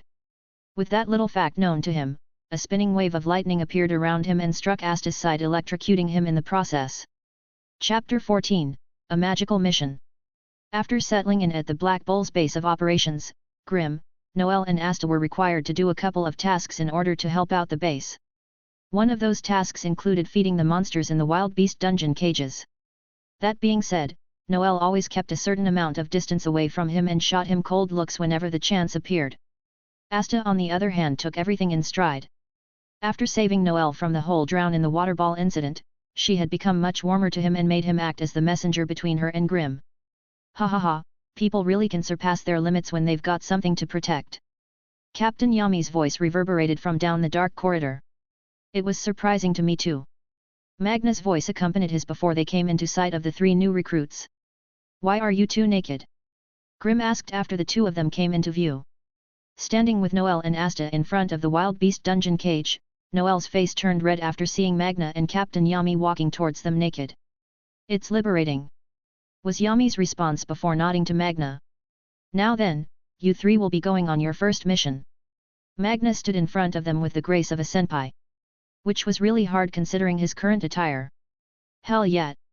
Magic night work! Asta cheered, ignoring their nudity while Noel's face was still flushed red. What's the mission? Grim asked, also ignoring their nudity. With all the peculiarities he's seen around this place, he was confident that nothing could surprise him.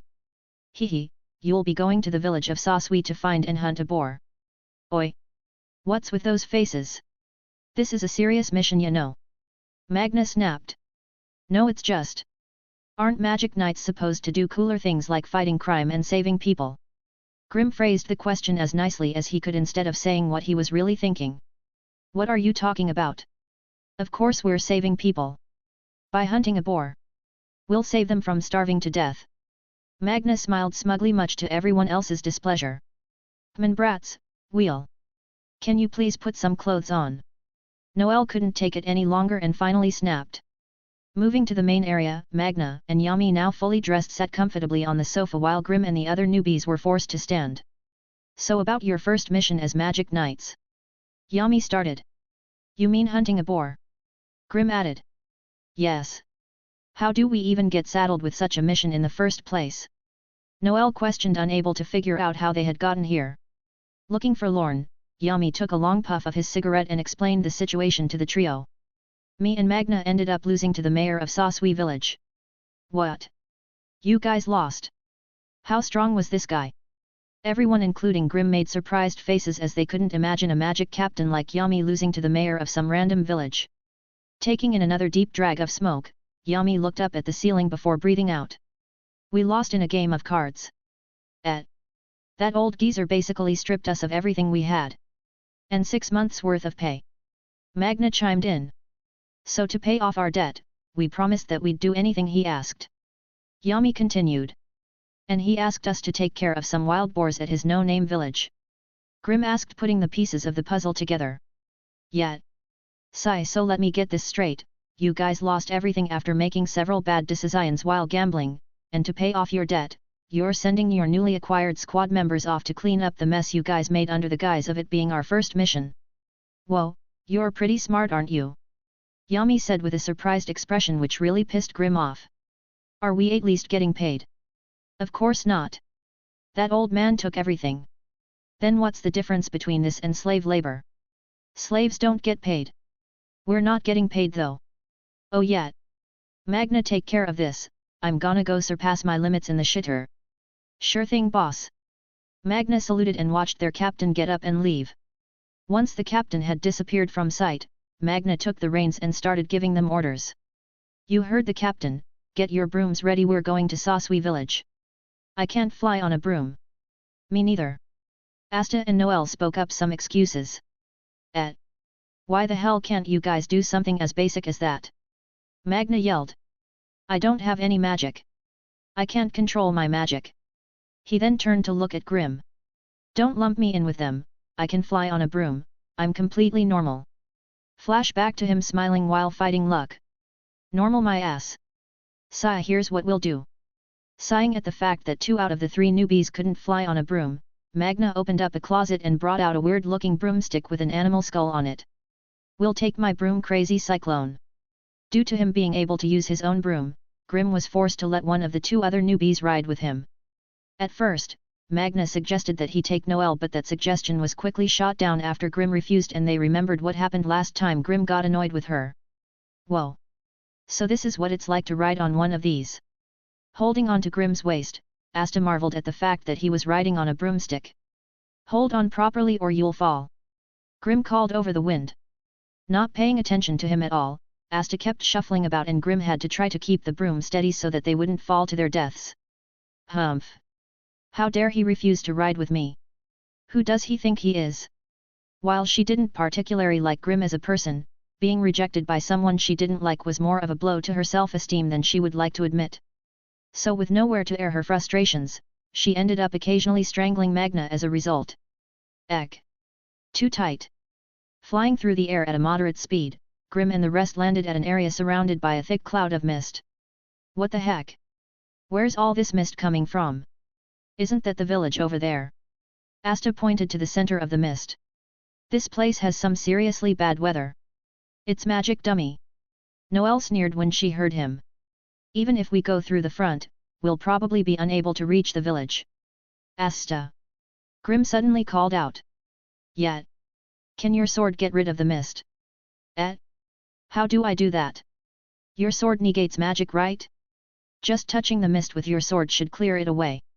Oh. Understanding what he meant, Asta pulled out his giant sword and started clearing away the surrounding mist. Watching his actions, Grim felt like he had a better understanding of Asta's ability. If he were to use Breath of the Beast to cut through the mist, he'd be wasting his time as the mist had no actual form in which he could cut. It'd be as effective as him cutting the air. Take that. And that. And that. Slicing through the mist until it had been completely swept away, Asta and his companions stood frozen as the clearing mist revealed what was ahead of them. I was not expecting this. Huddled around each other, the villagers of Sasui village wore scared faces as they were down on their knees while a large amount of giant icicles floated above them. Execution! An unfamiliar voice said aloud, causing the icicles to drop. Shit! Fire magic, exploding fireballs. Breath of Flame's 9th form, Rengoku. Chapter 15, Sasui Village. Magic Knights. We're saved. Using fire spells to destroy the descending icicles, Grim and Magna stood front and center in front of the surprised villagers. What's going on here? Magna turned to look at them while Grim kept an eye out. Sob they came pops sob they're here just like you said they'd be. Kneeling down next to an unconscious old man, a young boy cried his eyes out while burying his head in the old man's chest. This old man. Seeing the unresponsive old man seemed to cause a reaction in Magna as he lost his cool for a second. While Magna was busy looking at the clearly deceased old man, Grim's focus was squarely on the scar-faced man and his hooded companions who had been watching the events unfold in front of them without a care in the world. Is this your doing? Looking up from his pocket watch, the scar-faced man sighed and opened up his grimoire. Sigh, I guess everyone will die 3 seconds later than they were supposed to. No matter. So is that a yes? Instead of responding, the scar-faced man raised his right hand and fired a giant icicle at Grim and the others. Ice magic. Breath of Flames should be enough to deal with this guy. Before he had a chance to react, Asta blitzed past him with his sword in hand and slashed the icicle in half, causing the two pieces to change the directions they were heading in and avoid hitting Grim and the villagers. The scarred man raised his eyebrow. Who the hell are you guys? Asta yelled. Ignoring him, the scar-faced man started muttering to himself quietly. No one said there'd be a group of magic knights here today. Did our spy network fail? No, it must be an unsanctioned expedition on their part. Magna, who had just run out of mana, ran his eyes over the scarred man and his companions.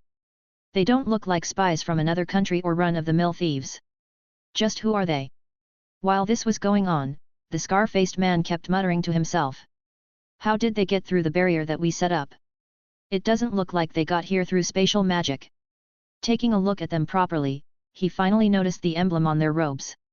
The Black Bulls. Amongst the known Magic Knight squads, they're infamous for being a bunch of weirdos that do whatever they want. Looking back down at his pocket watch, a weird glint flashed through his eyes. 5 minutes. In 5 minutes I'll destroy this village and resume my search. Bored now. Switching to Breath of the Beast, Grim sped past Asta and appeared in front of the scar-faced man with an uncomfortable smile spreading across his lips. Grim! Asta and the rest shouted after seeing his actions. Reacting to Grim's sudden assault, one of the hooded figures behind the scarred man raised their hand. Mist magic, illusion swirl. Oh fuck! Bang! Getting hit squarely in the chest by the spiral-shaped mist attack, Grim was sent flying backwards and collided with one of the nearby Bewley Dings. Grim! Everyone screamed when they saw him get hit by the magic spell. He. A sneak attack? Really? Pushing the rebel off himself, Grim was seriously thankful that his body was reinforced when using Breath of the Beast. Dusting himself off, he stepped through the destroyed wall with a giant grin on his face. Bitch move bro, bitch move. You're still standing. How annoying. The scar-faced man frowned. What can I say, a good fight just can't keep me down. This idiot. Noel muttered while Magna smiled. Seeing that he was all right, Asta breathed a sigh of relief and turned his attention back onto the scarred man and his companions. Hey you! Why the hell are you trying to kill everyone from this village? Standing there in silence, the scar-faced man decided to explain his reasoning. But before he could, he was interrupted once again. Sorry Asta, but all I need to know is that they're the bad guys. Charging at the scar-faced man again, Grim had prepared a countermeasure to deal with any outside interference. Seeing Grim charge them again, the hooded henchman that used mist magic raised his hand again. Fool!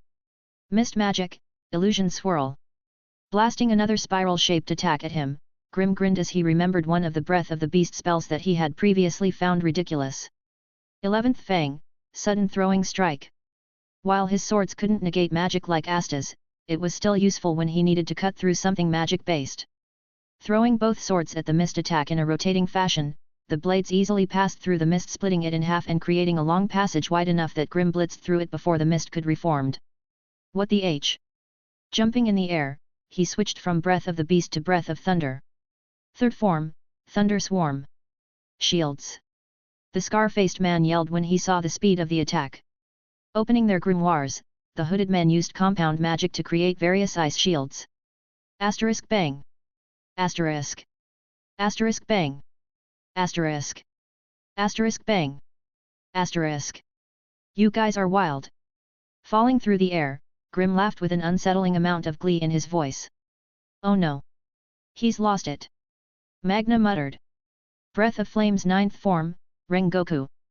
Slashing down with his flaming katana, a beam of concentrate fire shot down from the sky and towards the scarred man and his companions. Burn. Shields. Asterisk boom. Asterisk.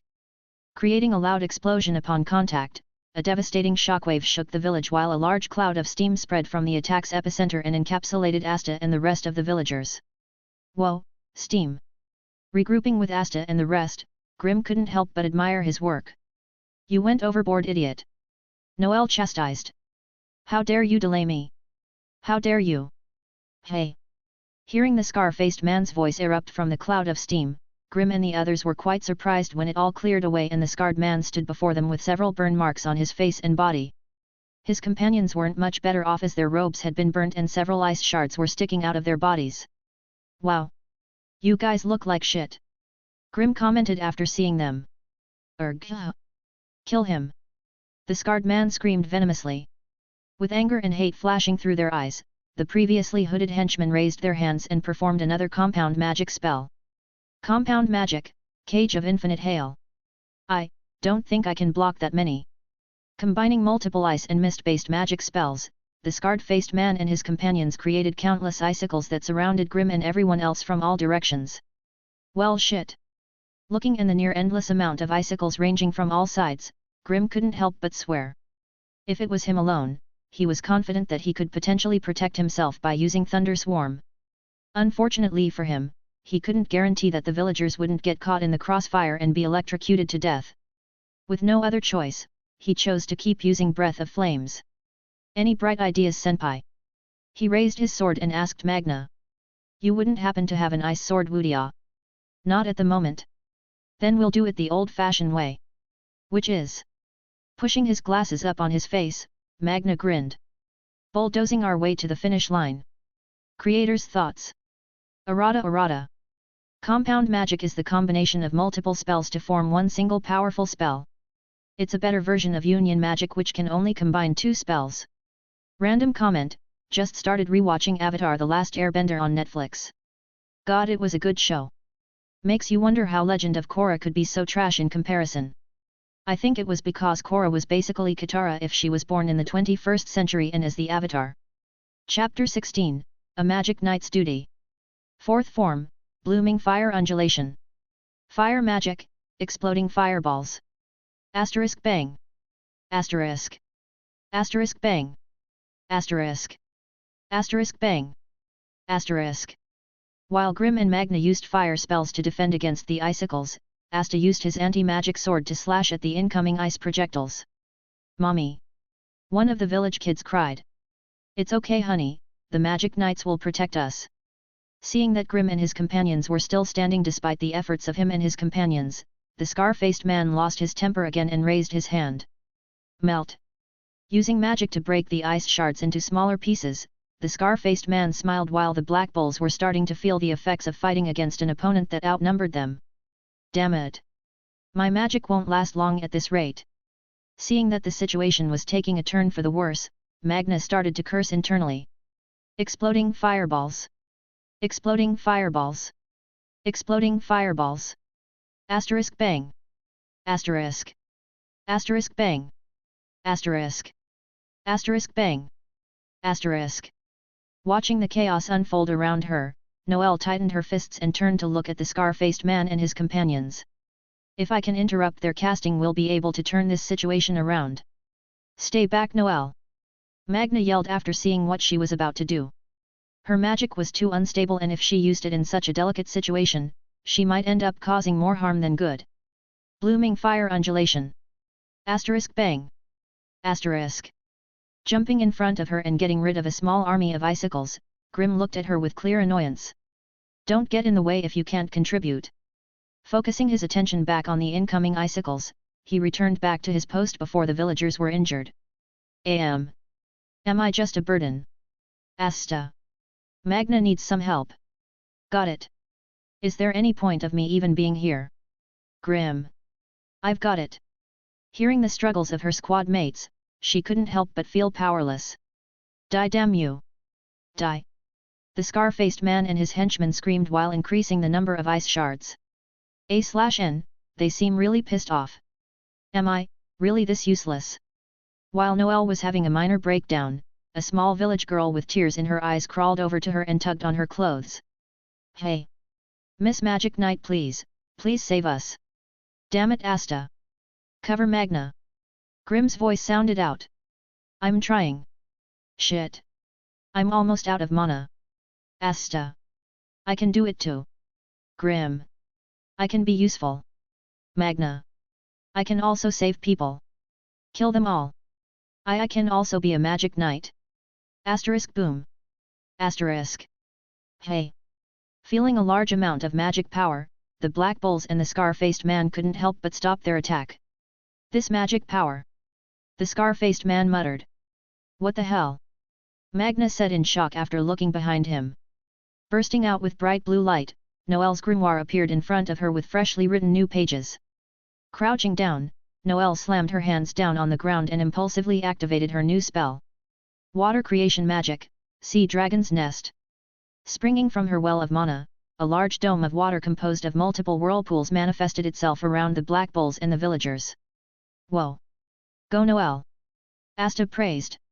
Intercepting the hundreds of icicles, the large dome protected everyone and shielded them from danger. Haha! I told you could control your magic if you tried. Magna smiled while marveling at her crazy amount of magic power. I guess you're not completely useless. Grim complimented. Of course. Noelle stood proudly and accepted all of the compliments while looking at the villagers. Magic knights protect everyone.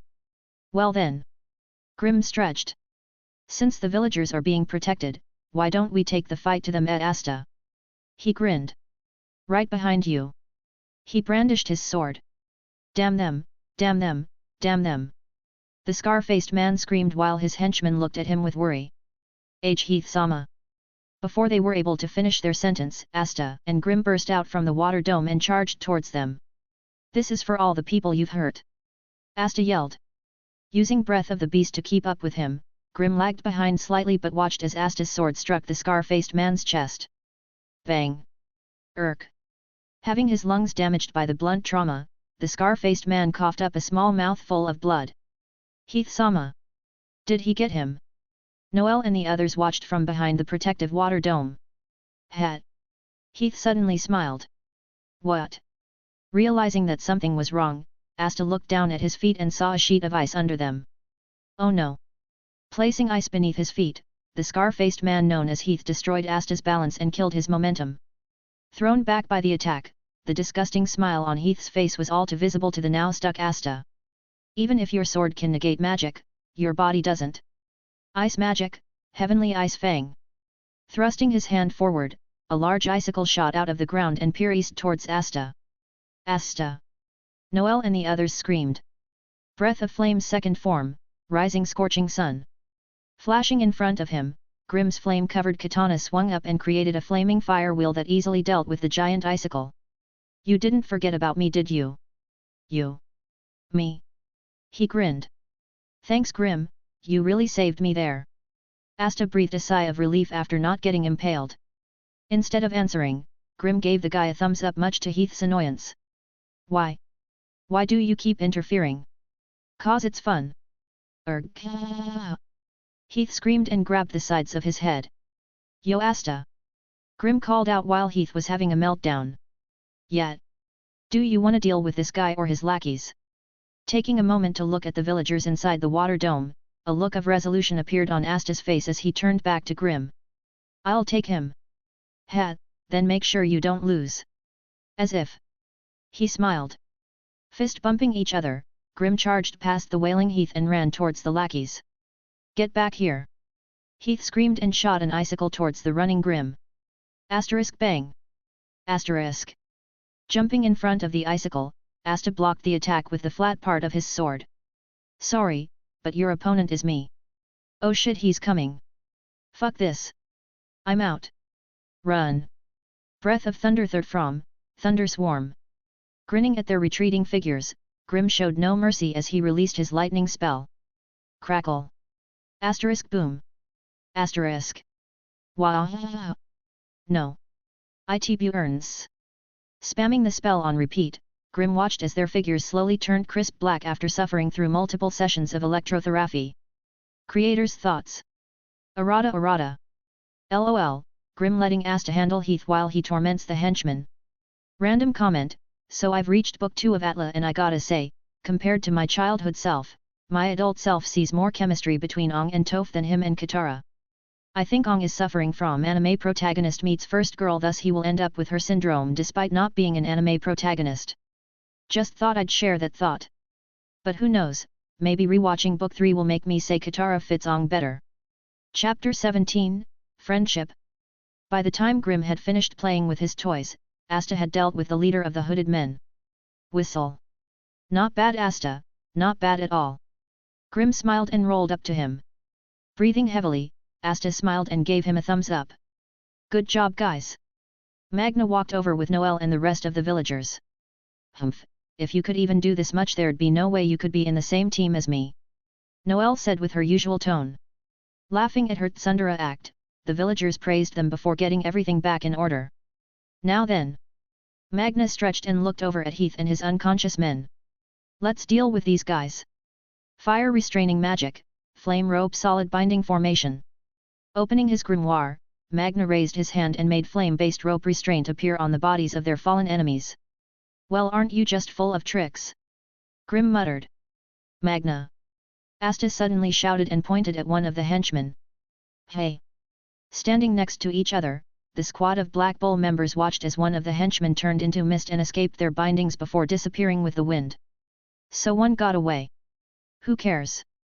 As long as we got the leader, it's still a win in my book. Sighing at the henchman's escape, Grim turned to look at Magna. So what now? Do we call for reinforcements to pick them up or something? Nah, we'll question them first. Help me sit them upright. Nodding their heads, Asta and Grim gather up the rest of the henchmen. What's wrong, Asta?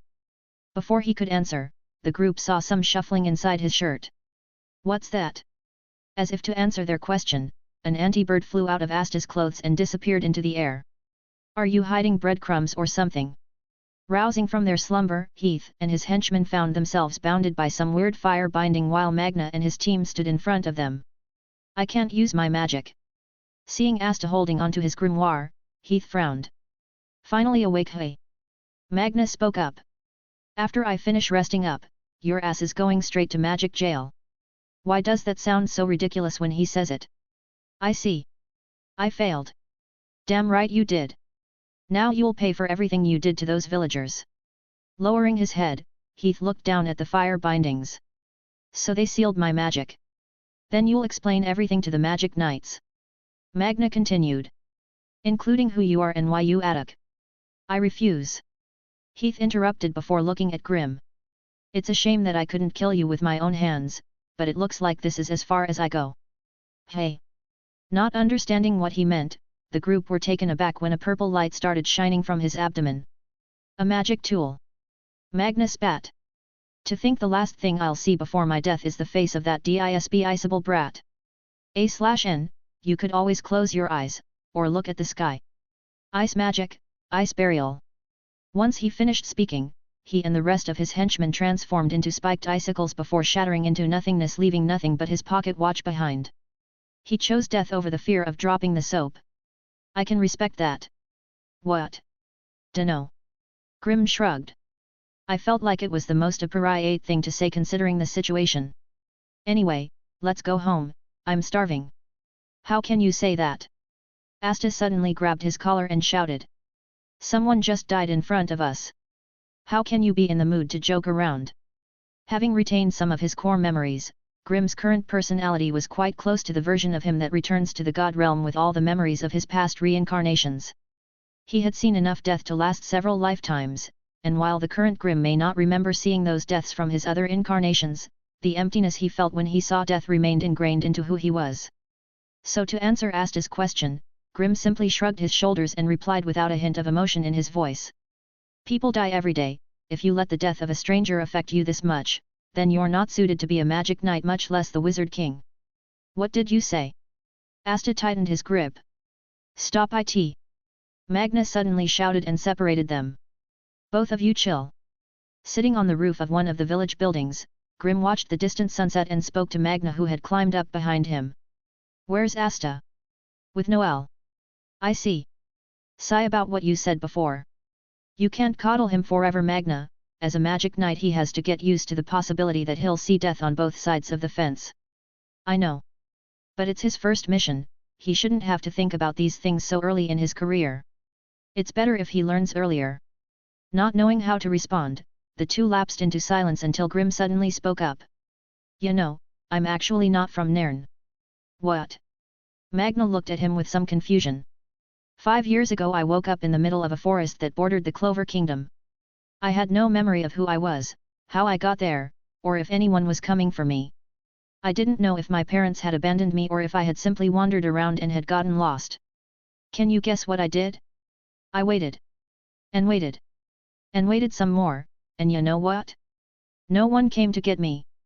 I waited so long that I learned that if I didn't want to become some animal's next meal, I'd have to do what was necessary no matter how messy the situation was.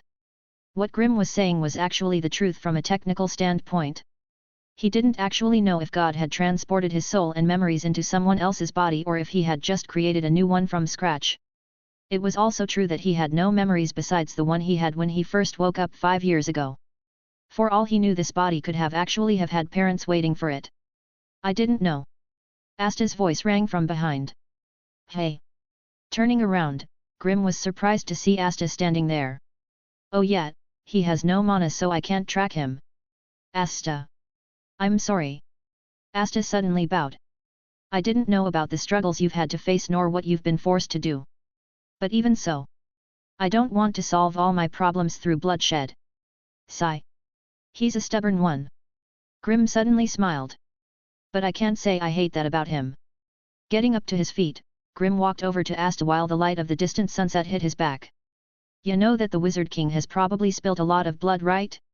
Do you honestly think that if you become the next Wizard King that you'll never be put in a position where you'll have to take a life in order to save one? No. You're probably right about the Wizard King and what I'll have to do if I ever become one.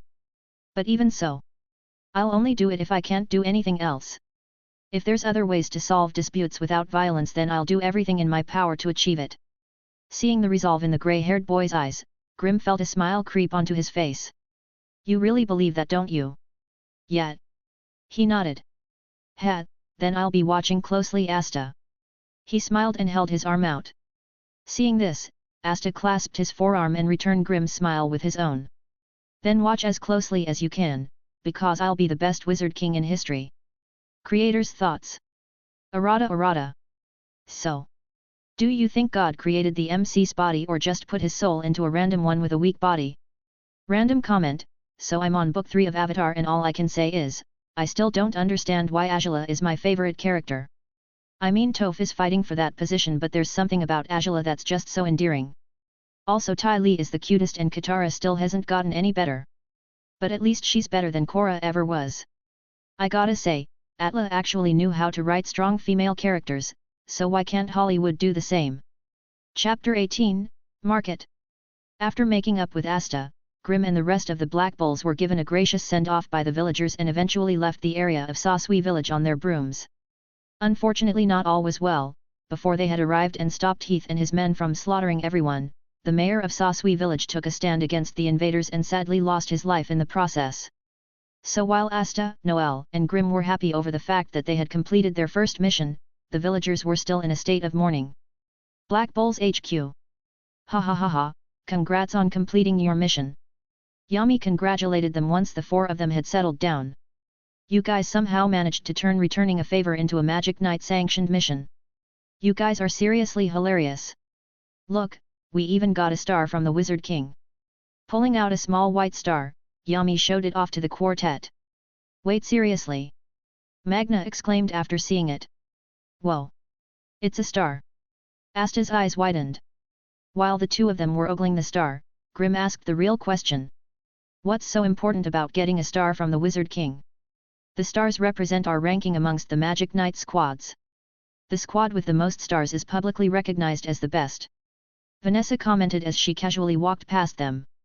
The current squad that is recognized as the best is the Golden Dawn with 70 stars. Yab. Yami smiled and put the star on a wall filled with ominous black stars. Now we have -30 stars. Good job, Runts, here's your pay.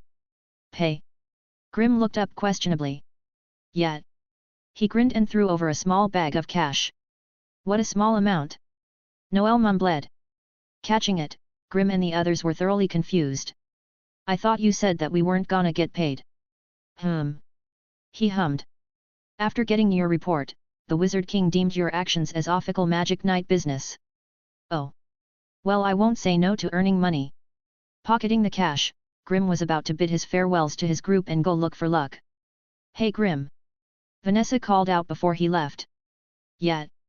He turned around. Since you guys have just gotten your first paycheck, as your senpai I thought it'd be appropriate for me to take you around Castletown. Castletown? No thanks. Achman. She slid over to him. Don't you want to spend some time with your Oni-san? She said in a flirtatious manner. Not especially. He rejected and removed her hand off his shoulder. She frowned before smiling again. If you come with us, the first round of drinks will be on me. She whispered into his ear. Is this drunkard really trying to bribe me with booze? Grimm. Asta ran over. Even Noel's going. I am. I'd rather spar with luck. Grimm commented, ignoring Noel. Hearing this, Asta started thinking of ways to convince him to join them. I got it. If you come with us, I'll spend all day sparring with you. Seriously? Grimm raised an eyebrow. Yet. While sparring against luck was fun and all, but fighting against someone who could negate his magic and force him to adapt to an unfavorable situation was more appealing in Grimm's mind. Therefore he agreed to Asta's bribe without any hesitation. Deal. Ugh, it's the Black Bulls. Damn it. Why are they here? Not these guys again. Arriving at Castletown's marketplace, Grimm's group was quickly recognized as members of the Black Bulls by their Magic Knight robes. We really aren't popular. Ignoring the stares of the surrounding public, Grimm's attention was drawn to Noelle's figure.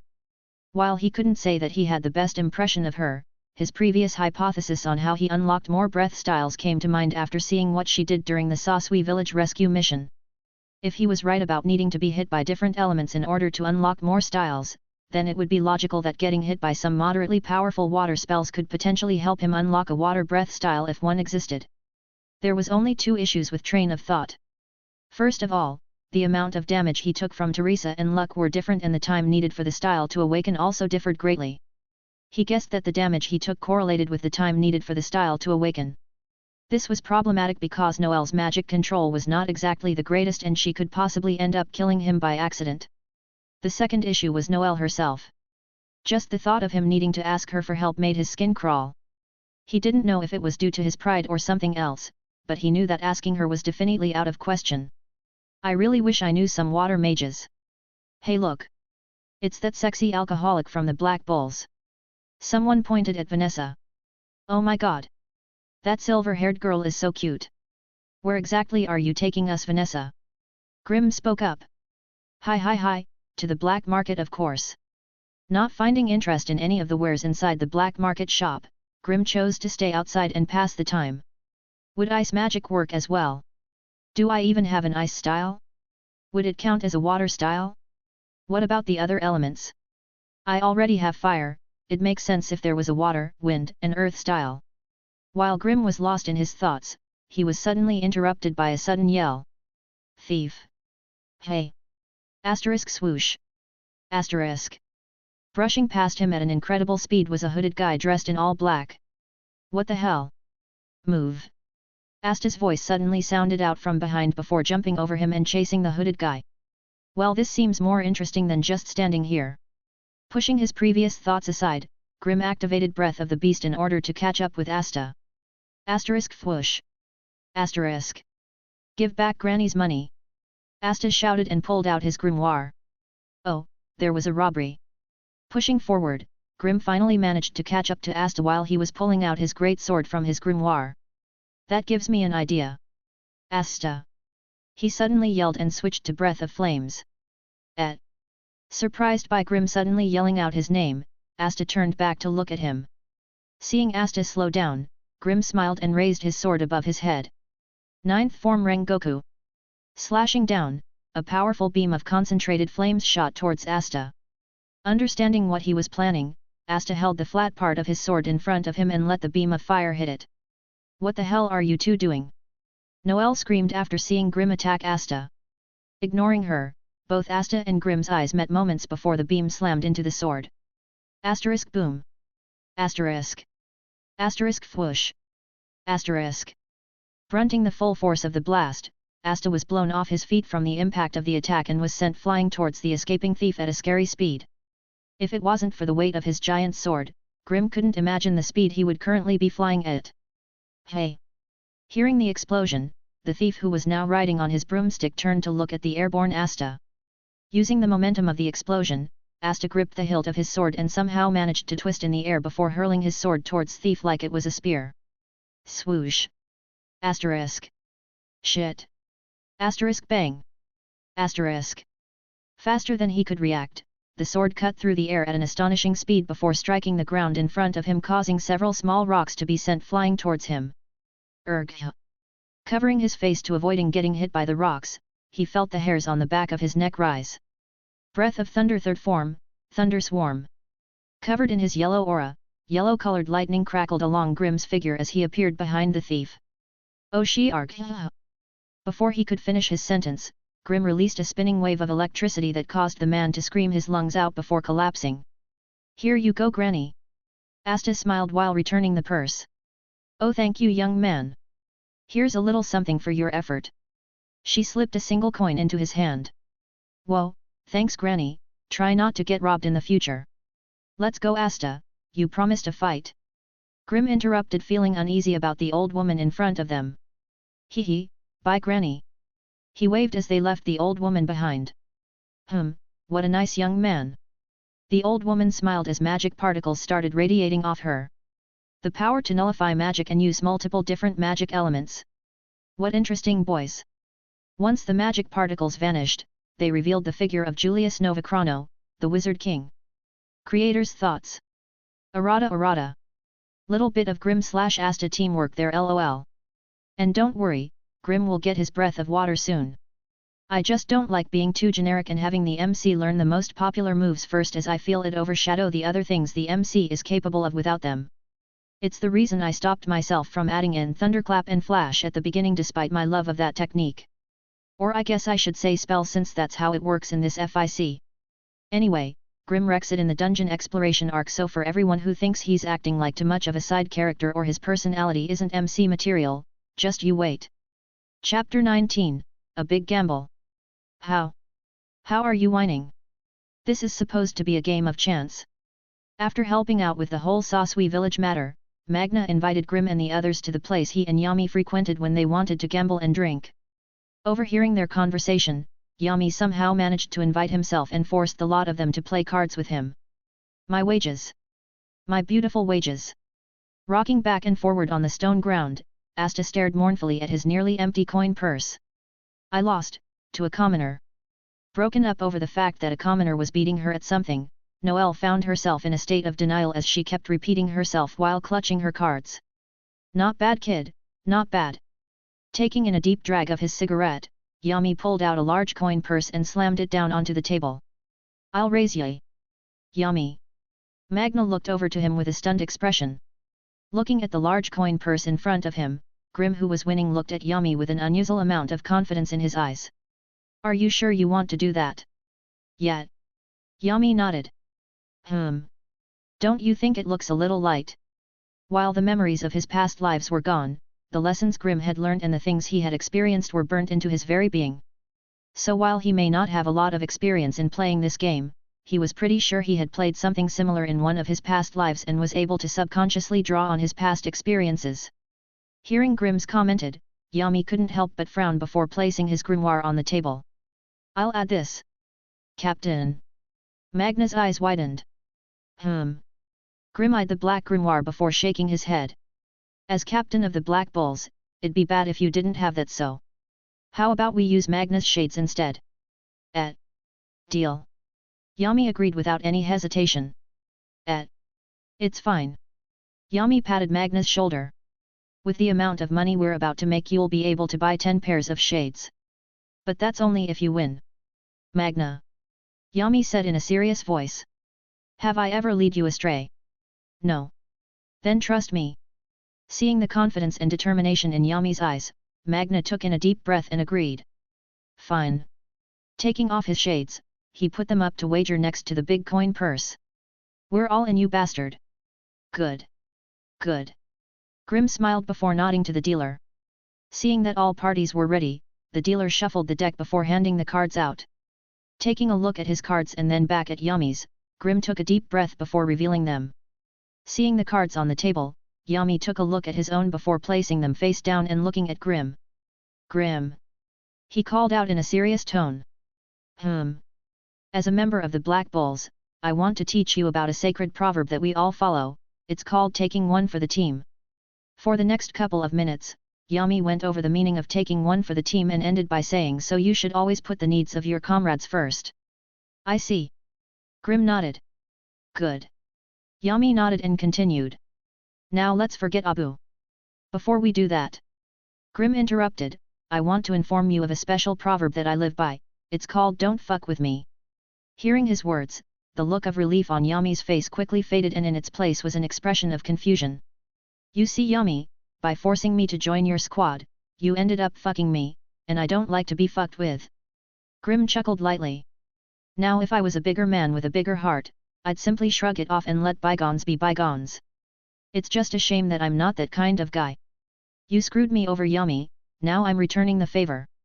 But don't worry, word on the street is you're already in so much debt that even if you kept all this money and managed to win my share, you still wouldn't be able to pay it off. Now dealer. He turned to look at the mustached card dealer. I think it's time to bring this game to a close. Nodding his head, the dealer looked down at Yami's cards before looking back up at him and raising a brow. Knowing that the dealer was about to ask him to reveal his cards, Yami swore in his head. Fuck. If this carries on, I'll lose everything to that little prick. I've got to find a way for him to call the game off. While Yami was stuck figuring out how to deal with Grim's temper, he suddenly got an idea that just might work. A fight. What? Grim and Magna looked at him with confused expressions. You like to fight a lot, right? If you call this game, then I'll fight you, what'd ya say? Yami laughed lightly, thinking that he had found a way to avoid losing more money. It was just a shame that Grim's next sentence poured cold water all over his plan. Who told you I liked to fight? Hey! Both Yami and Magna looked at each other and then at Grim. I think you guys have got me confused. I don't like to fight, in fact I don't even like violence. Doesn't like to fight? Bullshit. Yami slammed his hand on the table. I saw the way you and Luck were grinning at each other the other day. You're both battle maniacs. Battle maniacs? Luck maybe, but I can assure you that I am not. Grim waved his hand in denial. Then how do you explain your lust for battle? When we first met you said you wanted to fight strong opponents and be stronger than the Wizard King. Hell, at Sasui village you were laughing like a maniac when you were fighting the scar-faced guy and his henchmen. How do you explain that? Magna asked. Ah, no wonder you guys are so confused, let me explain what I meant. To put it in simple terms, I can't stand people that are stronger than me being in my presence. It makes me sick to my stomach knowing that someone could crush me and I'd have no way to stop them. It's honestly revolting. So to deal with this problem of mine, the solution I came up with was to simply be stronger than everyone else. This way I can use my power to lord over everyone without having to worry about anyone beating me or defying my will. So to wrap this conversation up, the reason I fight so much is so I can show off my power and thoroughly crush anyone who had any pitiful intentions of challenging me and my actions. That sounds very ominous. Magna muttered. But what about your fight with Luck and the henchmen? You were clearly enjoying yourself. Yeah. Grim nodded in agreement. I can only measure how dangerous someone is by fighting them. In our captain's case, his aura alone is enough to deter me from fighting him for the time being. As for the reason I was laughing while fighting Luck and those henchmen, I was simply happy at the fact that they were at a level of power that I could deal with. But that doesn't explain why you keep inviting Luck to a fight every chance you get. Grimm shrugged, it's the only way I can monitor his growth and ensure that he's not a level that surpasses my own. Wow! Yami commented. You're one despicable kid. Wait a second. Noelle suddenly spoke up. You said you laughed because Luck and those hooded guys were at a level you could handle. But you've been laughing and smiling this whole game. Chapter 20, Wizard King's Request. 1, 2, 3, 4, 5. Whoa! Your grimoire really has 5 leaves. How has no one mentioned this yet? Sitting in Asta's room, Grimm was looking at Asta's grimoire and counted the clover leaves. Hearing Grimm's question, Asta looked a bit lost before shrugging and continuing his push-ups. Seriously, how has no one said anything about this guy having a 5-leaf grimoire? Remembering how crazy people were acting at the Magic Knight's exam after discovering that Yuno had a 4-leaf clover, he found it quite strange that no one was going crazy over Asta and his 5-leaf book. Yeah, he might not have any mana or magic power, but for a kingdom that judges someone's potential based on their clover count and mana capacity, it was weird how ostracized Asta was. Nevertheless, Asta was taking all of this in stride, so he had no reason to interfere. Deep breathing. Feel the magic. Remember its composition. Relieve the pain. Sitting on the floor of his room in a lotus position, Grimm had his eyes shut tightly and concentrated on his breathing. Since he didn't want to ask Noelle for help and didn't know any water mages, Grimm came up with the idea of drawing on his past battles in order to stimulate his breath styles and awaken more spells. After the countless number of sparring sessions he had with Luck, he figured that if he was able to recall the feeling he got whenever he was hit by Luck's lightning, he'd be able to unlock a new lightning spell. Unfortunately, this hadn't gone too well. After an hour and a half of meditation, he was no closer to unlocking a new spell than he had been before. After beating Yami and the others out of their money a couple of days ago, Grimm had focused his attention on enhancing his reaction speed by sparring with Luck. As a result, Grimm found himself slowly adapting to Luck's speed and started to see through his movements. Sigh, this isn't working. I need to get more comfortable. Hey Grimm, Yami wants to tall, what the fuck? Bursting into Grimm's room with undisguised gusto, Magna was shocked at Grimm's current attire. Why are you naked? Opening his eyes, Grimm was surprised to see Magna in his room. Hey Magna. Still sitting cross-legged, Grimm let everything hang. Why are you naked? Did you lose at cards? Shaking his head, Grimm quickly explained. I'm relaxing. Oh. I get that. Anyway, Yami wants to see you. I'll be there in a minute. Watching Magna leave his room, Grimm let out a breath as what looked like steam escaped from his body. It's not lightning, but I guess I can't complain. What's up? Being the last one to walk into the room, Grimm nodded at Luck and Asta while giving Noelle a cursive look before focusing on Yami. Humph. Seeing the look Grimm threw her way, Noelle's expression was not pretty. Seeing that everyone was now here, Yami pulled out a report that he had received from the Wizard King. Listen up, brats, according to this report, a new dungeon's been discovered within the Clover Kingdom's territory. A dungeon? Not knowledgeable about such a place, Asta and Grimm had confused expressions on their faces as they turned to look at Vanessa. To put it simply, a dungeon is the ruins of an old civilization filled with ancient artifacts and relics just waiting to be pillaged. She explained. Ancient civilization? Asta exclaimed. Artifacts? Grimm mumbled. Yeah. She nodded. But getting these relics aren't easy.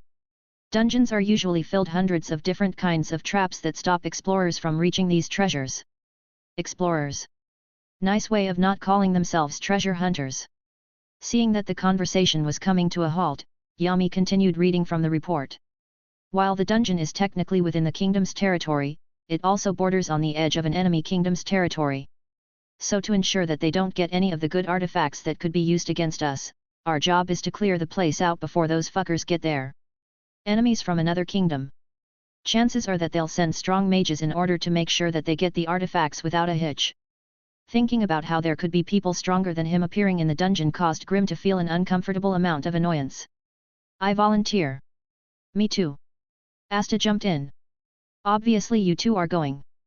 Hey. Both of them said in union. I don't know how you did it, but for some reason the Wizard King personally picked you two for this mission. Everyone looked at the two boys before surrounding them. When did you guys meet the Wizard King? Did you get to fight him? How could the Wizard King meet peasants like you and not me? Looking at the situation at hand, Yami couldn't help but laugh and turned to look at Luck. Hey Luck, why don't you go with them? Really? Hell yeah! He cheered. Hey Captain! Vanessa smiled and closed in on him with a bottle in hand. Now that Grimm and the rest had left for the dungeon, the place had become awfully quiet. Does the Wizard King really know about Asta and Grimm? Taking a puff of his cigarette, Yami answered her while reading a newspaper. He's the Wizard King, he's got eyes everywhere. I get that, but why would he single out Grimm and Asta? Who knows, that old man's in a world of his own. Sigh, I hope they'll be okay. They'll be fine. With Luck escorting them, I'm sure they'll be able to deal with any problems if they pop up. Yeah, but this is Luck we're talking about. We'll be lucky if him and Grimm don't start fighting each other. I'm sure they'll do it in moderation. Chapter 21, Diamond Mages. So this is a dungeon. Walking into a giant stone ruin followed by Luck, Asta, and Noel. Grimm took in a deep breath as he felt the mana flowing through the stone constructs. This place is huge. Seeing the look on his face, Luck walked up next to him. It's held up together by magic. Nodding his head, Grimm activated Breath of the Beast and used his enhanced sensory abilities to feel a large gathering of mana running through everything. This place is amazing! Asta exclaimed while looking around. So much mana! Noel muttered. Running around the area like a headless chicken, Asta checked over everything while taking in the sights. Still using Breath of the Beast, Grimm's danger senses suddenly went off as his attention was drawn to the area Asta was heading in. Asta sto! Asterisk bang! Asterisk! Before he could finish his sentence, Asta had accidentally stepped on one of the magic traps placed by the people of the ancient civilization. Seeing the glowing light appear beneath his feet, Asta's eyes went wide as iron spikes shot out of the ground and struck towards him. Asterisk swoosh! Asterisk! Pulling his sword out at the last minute, he barely managed to cut down the spikes before they could impale him. Jumping back, a small bead of sweat rolled down the side of his face as he realized just how close to dying he was. What the hell was that? He asked with a hurried breath. A magic trap.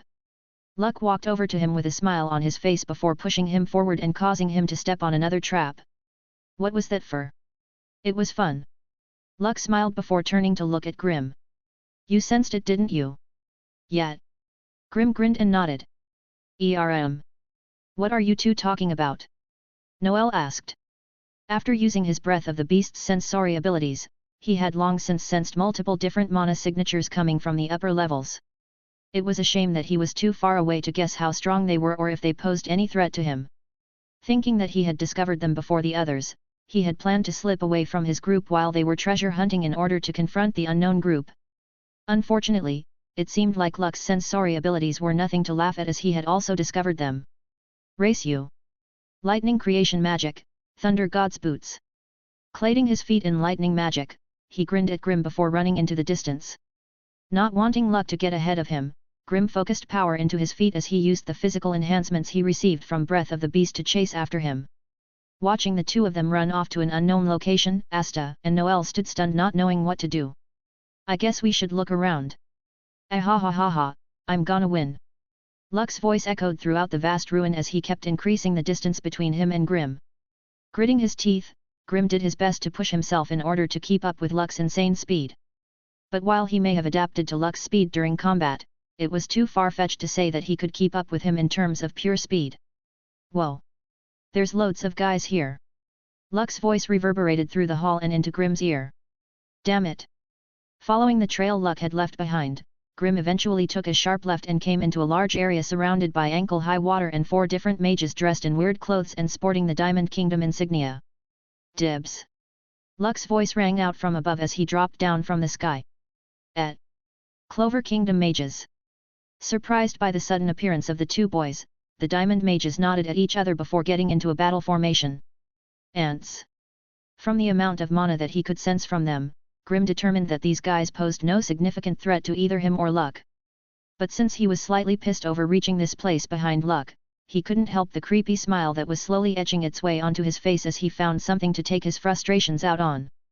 Asterisk boom! Asterisk! Releasing an absurd surge of magic power that caused the ankle-high water to go into disarray, the two beast swords materialized in his hands, radiating soft grey light. Being slightly pushed back by the sudden magic release, the mages of the Diamond Kingdom felt their bodies tense up as a primeval sense of danger seemed to be emitting from the black-haired boy's figure. Going all out from the start, hey? Bet I can take out more of them than you can. Luck's cheery voice sounded out. Looking at Luck and then back at the Diamond Kingdom mages, the smile on Grimm's face deepened. You're on. Focusing all of his attention on his right foot, Grimm burst forward and charged towards the nervous mages. That's the spirit! Luck yelled and followed. Diamond Formation 1. One of the enemy mages shouted before sending a wall of earth at the approaching Grimm. Watching the square-shaped wall of earth getting closer, instead of slowing down or changing breaths in order to intercept the attack, Grimm increased his speed and charged towards it before doing something that no one expected. What the hell? Nice one, Grimm! Luck laughed from behind. The moment he was seconds away from clashing head-on with the wall, the beast swords in his hand dematerialized as Grimm jumped into the air and performed an amazing step B twist vault over the wall.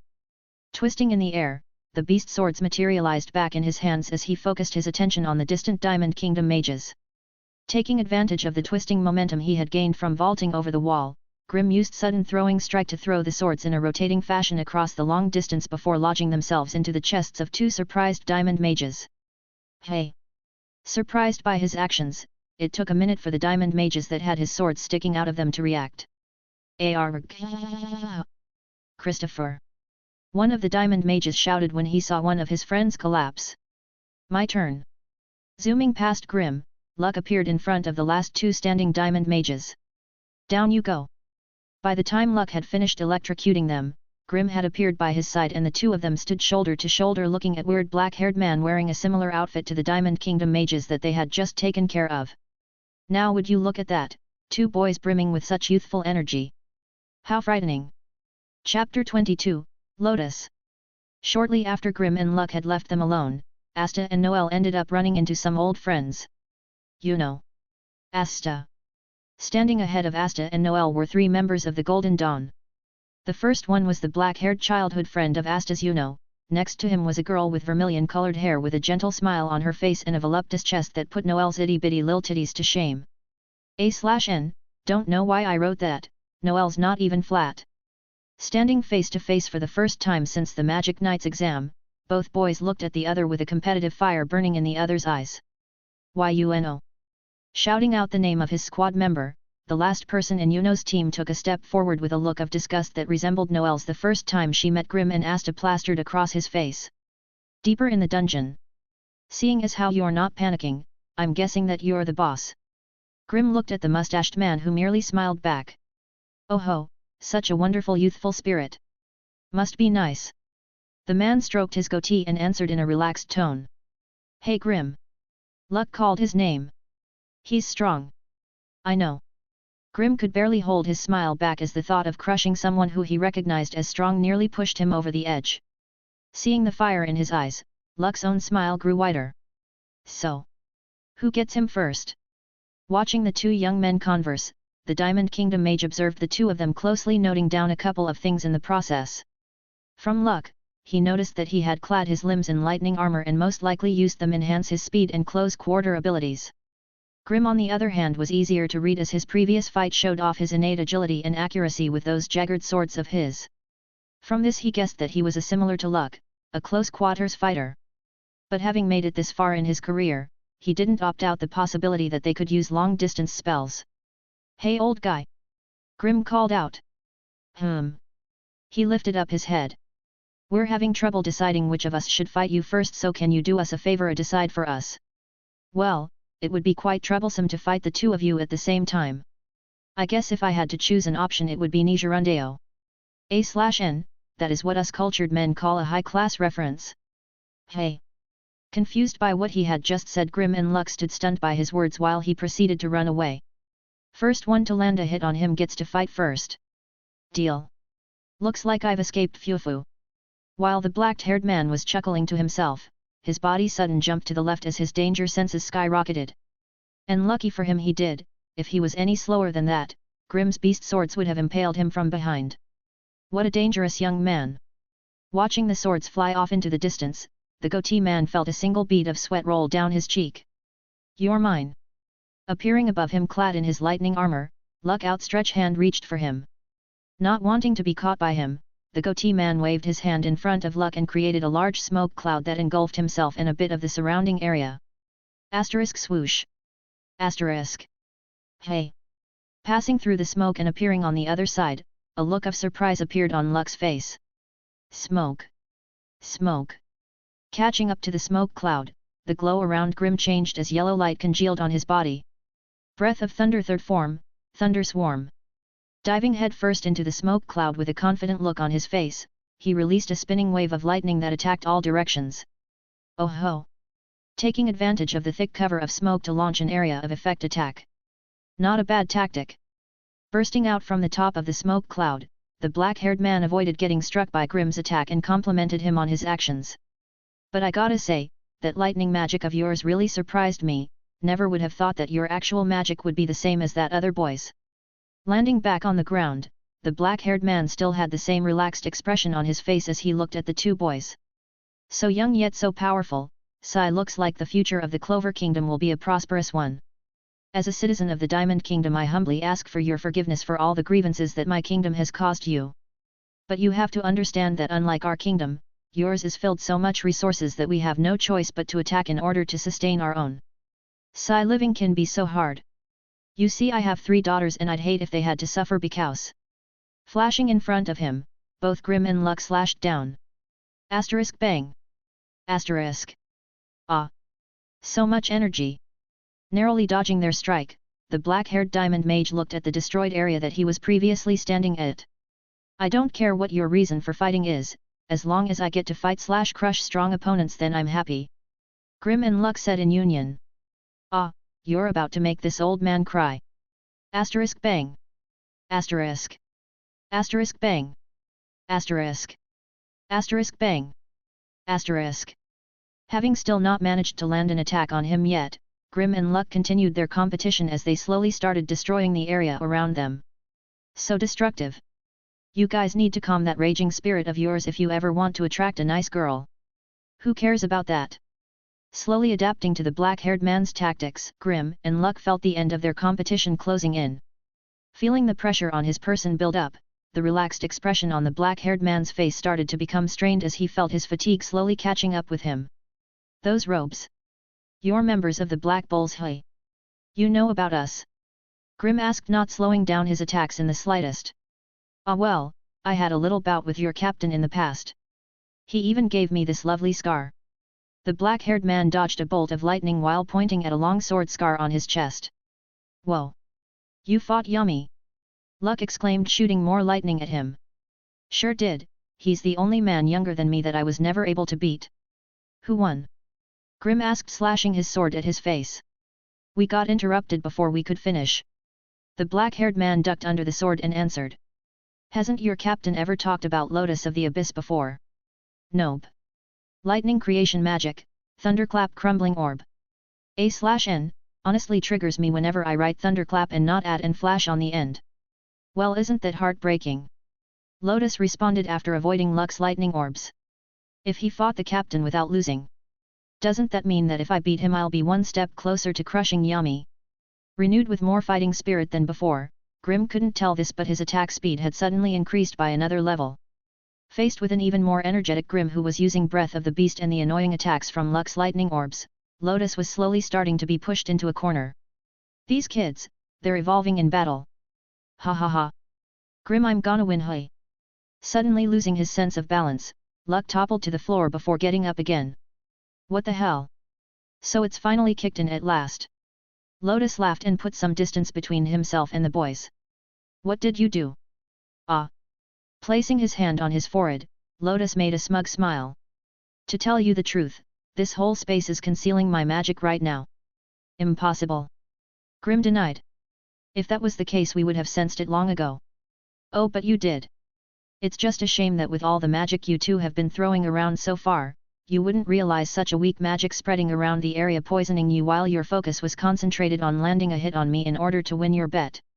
But when did you have the time to activate it? Me and Luck have been watching you the whole time." There's no way we'd miss you casting such a spell no matter how covered you were. You'd be correct in assuming that. Good thing I casted it as soon as you guy came into this area. You mean before we even fought your minions? Yep. But how would you even know you'd need such a spell in order to defeat us? Ah, that youthful radiance you guys were giving off was more than enough to make me cautious. Grim. Luck interrupted, I don't feel so good. A/N, salutes. Yes, I did just add that reference. Looks like it's already set in. Lotus spoke while looking at Luck's dreary state. Now then. He focused his attention back on Grim. Since you're about to fall into the same predicament as your friend over there, I suggest you take a long nap and wait until we're gone. Turning his back on the boys, he waved his hand and set off. Gone you say? Grim's voice reached his ears. I'm sorry to say this, but I seem to have a bit of resistance to poison. Lotus stopped in his tracks. Hey Luck, I guess this means I win the bet by default. Don't think you can get rid of me when things have finally started to become fun. Pushing himself up into a standing position, lightning crackled on Luck's figure as his infamous smile paired up with Grim's. Seeing the two of them standing up and shaking off the effects of the poison, Lotus sighed and turned back around. A youth! How enviable! Chapter 23, Disappointment. Feeling the outrageous surge of magic power and battle intent flowing out of the two boys, the carefree smile on Lotus's face was quickly beginning to fade. If they continue battling me like this, I'll eventually tire before getting the chance to complete my mission. For the first time since entering this dungeon, Lotus's carefree attitude faltered as he now looked at the two Clover mages as equals. I gotta say, you boys really surprised me. But releases his own magic power. It's time for you guys to take a nap. Boom. Without speaking a word to the other, Grim and Luck charged forward at their fastest speeds. Sorry kids, but I can't afford to lose here. Seeing them approaching him, Lotus slammed his hands onto the ground and activated a movement sealing spell. Smoke creation magic, smoke binding cross prison. Shooting up from the ground, the smoke below Lotus's feet engulfed the two boys before taking on the shape of a cross. I can't move. Luck struggled to move as he had nothing solid to push off. That should hold you guys for a while. Breath of Thunder third form, Thunder Swarm. Bang. Using Thunder Swarm to free his body from the smoke cross, Grim dropped back down to the ground and stared at Lotus. You really are full of energy, aren't you? I'm gonna crush you now. Grim replied with a sharp smile appearing on his face. After battling this guy for quite a while now, Grim had already gotten a read on his strength and was slowly becoming more and more confident in dealing with him. And since the bet between him and Luck was still ongoing, he left him in the smoke cross as he faced Lotus. Crush me? Isn't that a wonderful thought? Smoke creation magic, degenerate King's smoke prison. I didn't think I'd need to use this spell against someone like you, but at the rate you're improving I'll have to make an exception. Activating another spell from out his grimoire, a strong current on smoke started swirling around Grim before trapping him inside a smoky dome. This won't stop me, he said to Lotus, who merely smiled. I know, but this will. As if by command, the dome suddenly blasted some smoke at him. Have fun suffocating in there. Deep breath. Taking a deep breath, Grim ignored the smoke and looked at the area Lotus would be at if he could see through the smoke. You said you fought Yami, right? Oh? I thought you'd be trying to hold your breath right about now. But if you want to converse, then I guess I can fulfill your dying wish. And to answer your question, yes, I did fight your captain back in the day. I see. I think I understand now. Feeling confused, Lotus frowned. Understand what? The Yami you fought was years ago, right? Yeah. And with the amount of years that have passed since you fought him, I'm guessing that he's powered up significantly compared to his past self. What's your point? My point? My point is that I was wrong about this whole fight.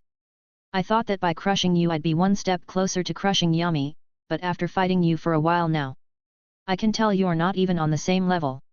He's left you in the dust. Beating you has little to no merit now. I wanted to fight someone stronger than me, someone who could push me to my limits and force me to either die or evolve. But you are none of those things. You're nothing more than a clown using cheap parlor tricks to beat your opponents. If it weren't for your suffocation tactics, then I doubt we would have gotten this far. Besides your fighting experience and cunning mind, you are average. I respect you for being able to keep up with me and Luck for so long, but as of this moment, your worth as an opponent is over. Materializing the beast swords in his hands, Grimm used sudden throwing strike to hurl the swords through the dense dome of smoke and right into the chest of an unsuspecting Lotus. Stunned by such events, Lotus stood completely still as the pain in his chest slowly caught up to his brain. My chest! My chest! Now that Lotus was distracted by the pain of having two swords lodged into his chest, the smoke dome around Grimm was starting to become unstable as it started to tremble. Time to end this! Breath of flames! Looking towards the location Lotus's scream came from, Grimm got into a stance and held the sword high above his head. Rengoku! Feeling a great amount of magic energy gathering in one place, Lotus turned his head to look at the shaky smoke dome and saw a blinding ray of light approaching his figure from within. Fire! Asterisk boom! Asterisk! Dungeon upper levels! Rumble rumble! What was that? While Grimm and Luck were busy battling Lotus of the Abyss, and his squad were busy dealing with a guy with light purple hair and 3 small stones embedded in his forehead. You cannot win, surrender. Heavy breathing. Damn it. Even at full power still can't win. Watching the fight from a distance, Yuno's teammate Klaus couldn't help but clench his fists as he saw the Diamond Kingdom mage manhandle like he was nothing. Phew, that was close. Wiping the sweat off of his brow, Lotus barely managed to escape from Grimm's attack before activating a smoke spell and escaping with his wounded companions. But still. He looked back at Grimm who was just standing there watching him leave. Fire, lightning, and whatever those jagged swords were. Could this kid have magic that we've been trying to put into our mages? That lightning kid called him Grimm. Sigh, I guess I need to report this to my superiors. Now that Lotus was injured and escaping the area, the smoke magic binding Luck eventually came undone as he landed on the ground near Grimm. I won the bet. I'll win next time. He grinned and looked at the distant Lotus.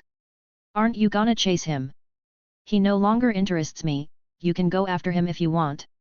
Nah, he's your prey. Shrugging his shoulders, the two of them felt a massive wave of mana erupt from the upper levels. Whoa! Did you feel that? Luck turned to look at Grimm. Yeah. He nodded. I guess there's more fun to be had. Race yay. You're on. Are you sure this is the right way? Yeah. Noelle nodded. I felt an incredible amount of mana coming from up ahead. Really? You think it's the treasure?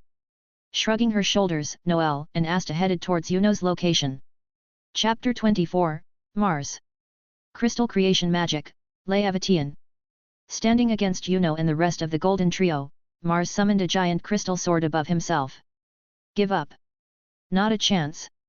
Breathing heavy, Yuno looked at him with defiance. Then die. No longer wanting to waste words, Mars swung his hand down and let the blade fall towards Yuno's head. Yuno! Klaus screamed. Seconds before the blade could hit, Asta burst onto the scene with his giant sword in his hand. Asta! Yuno eyes widened in surprise. Asterisk swoosh. Swinging the massive black blade, he sent the upper part of the crystal sword flying. What? Is that, a member of the Black Bulls? Klaus's mind shook. He destroyed my sword. Shocked expressions passed through the faces of Mars and the 2 other members of Yuno's squad. How could we of the Golden Dawn not do anything against that Diamond Kingdom mage, but the moment this slum rat from the Black Bulls shows up he manages to destroy one of his attacks. While Klaus was distracted by Asta's appearance, a crystal clone of Mars's attacked him. Watch out! Asterisk crash. Asterisk. Hey! Using his lightning-covered boots to shatter the clone, Luck appeared in front of a shocked Klaus. Hey! Another member of the Black Bulls. Hey! Asta called out to Mars. Are you the one that did this to the Golden Dawn? Looking at the small grey-haired boy in front of him, Mars regained his earlier posture. What if I am? The weak will perish and only the strong will remain. While he was saying this, an army of crystal clone dolls were summoned to his side. Looking at the army of crystal clones, stars shone in Luck's eyes. Whoa! This looks like so much fun. Hearing him, Klaus gave him a strange look before taking a step away from him. On the battlefield, the weak have no place. And I was born to break weaklings like you. And I was born to crush arrogant losers like you. Hey! Hearing a voice sounding out from above, everyone looked up only to see a figure falling to the ground. That robe. Klaus noted. Haha, took you long enough to get here. Luck laughed. Grim! Asta exclaimed. Using Breath of the Beast, Grim landed in front of him and with an audible bang. Now then! It looks like someone wants me to crush them. Once the dust cloud had settled, Mars was finally able to see the figure of a black-haired young man with bright yellow eyes staring at him with a weird smile on his face. Crush me, you say? Well then, let me show you the difference between us. Asta, Golden Dawn dude, take care of the clones for me, that guy's mine. Not waiting for their response, Grim kept using Breath of the Beast and charged towards Mars. Hey, no fair! Luck yelled. I wanted to take on the boss. Putting more distance between them, Klaus focused his attention on the crystal clones that were beginning to surround them. Crystal creation magic, Levitation. Jumping into the air, Mars threw several more giant crystal swords at Grim, but due to the physical buffs and heightened senses that Breath of the Beast gave him, it wasn't too difficult for him to dodge such giant attacks before closing in on Mars. Frowning at the fact that he had missed several times, Mars commanded his crystal clones to swarm him. But before they could reach him, Asta and stepped in. Wind creation magic, Wind Blades Shower. Firing off a shower of wind-shaped blades, several crystal clones were taken care of. Asterisk bang! Asterisk! Landing from above, Asta crashed down to the ground and used that big-ass sword of his take care of several more clones while making an opening for Grim. Impudent! Pointing his hand forward, Mars fired off another crystal sword that was easily dodged again. Closing the distance between the two of them, Grim dug his foot into the ground before shooting forward and appearing in front of a shocked Mars. Fast! Second Fang, Rip and Tear. Summoning out his beast swords, Grim slashed at Mars's crystal armored covered chest and left two deep diagonal cuts that drew blood. He cut through his armor. After seeing a full-powered fail to leave even a scuff mark on the Mars, it was hard for Klaus to not be shocked by what he was seeing. For them, proud members of the Golden Dawn to be unable to leave a mark on their enemy while two commoners from the Black Bulls were able to do something that they couldn't send a shock through Klaus's fragile mind. TCH, not deep enough. Seeing that small amount of blood on his sword, Grim clicked his tongue before spinning around and using his Breath of the Beast enhanced foot to kick Mars into the distance. Asterisk bang! Asterisk! Hell yeah! Nice one, Grim! Asta shouted after seeing him kick Mars away. The next boss is mine. Luck added and continued destroying clones. He actually managed to damage him. Yuno's eyes widened for a second before returning to normal. How is this possible? Klaus muttered to himself, still unable to believe what he was seeing. As much as I hate to admit it, that guy can't be measured using our average means. Noelle stepped up and said. Noelle Silva. Ignoring him, she continued speaking. He's brash, brutish, has no sense of delicacy when dealing with a woman and is way too good at cards to the point that he's probably cheating. But when it comes to fighting, he's really in his element. Seeing the smile on his face, Noelle couldn't help but also smile as she looked at him and her teammates. Hearing Noelle, the resting mimosa who had been previously injured couldn't help but feel happy for her cousin. You finally found a place to belong. While Asta and the others were facing off against the clones, Grim turned to look in the direction that Mars had been hurled to. I know that you're not done yet, people of your strength usually don't go down this quick. As if to answer his provocation, the ground suddenly started to shake as large crystals started to jut out of the ruins. Rumble rumble. There you are. Asterisk bang. Asterisk. Exploding out from the ground, Mars was covered crystals from the shoulders down, forming a giant suit of heavy armor that towered above Grim and the others. Who the hell are you? Hearing the question, the smile on Grim's face grew wider as he looked up at the towering Mars and pointed one of his beast swords at him with a hint of insanity flashing through his eyes. I'm the guy that's about to crush your ribs. Chapter 25, Treasure. Angered by Grim's provocative words, Mars charged towards him in his giant suit of crystal armor and swung his giant fist down at him. Hat. Grinning at Mars's rage-filled charge, Grim copied his actions and charged towards him with his beast swords in each hand. Grim. D. Hearing the voices of Mars and his comrades, Grim watched as the fist grew larger in his eyes. Relying on pure instinct alone, he dropped down to his knees and slid forward, barely avoiding getting his face destroyed by the clump of crystals. Feeling the air pressure from the crystal fist brush against the top of his head, the shadow of the fist briefly covered his body as he slid between Mars's legs. Swing! Swing! Passing through his legs, Grimm's swords easily slashed through the crystal legs before he span around and charged towards Mars's back. Having cut through Mars's support, the giant crystal armor was in the process of toppling to the ground. But before that could happen, like a relentless animal, Grimm was back on him as he appeared behind Mars and holding his swords in a reverse grip, he ruthlessly stabbed them through the crystal armor, had them pierce Mars's ribs. Ah! Not exactly crushing them, but good enough for now. Asterisk crash. Asterisk. Jumping off before the armor hit the ground, Grimm landed several feet away from the downed diamond mage and dematerialized his swords. With Mars's defeat, the crystal clones that were attacking the Clover Kingdom mages fell apart as they had no one to control them. He did it.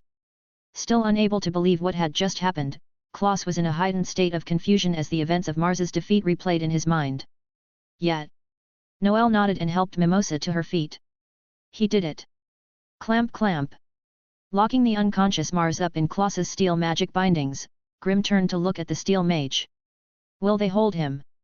After seeing the way in which Grimm fought and feeling some of his absurd mana, Klaus had begun to subconsciously treat Grimm better.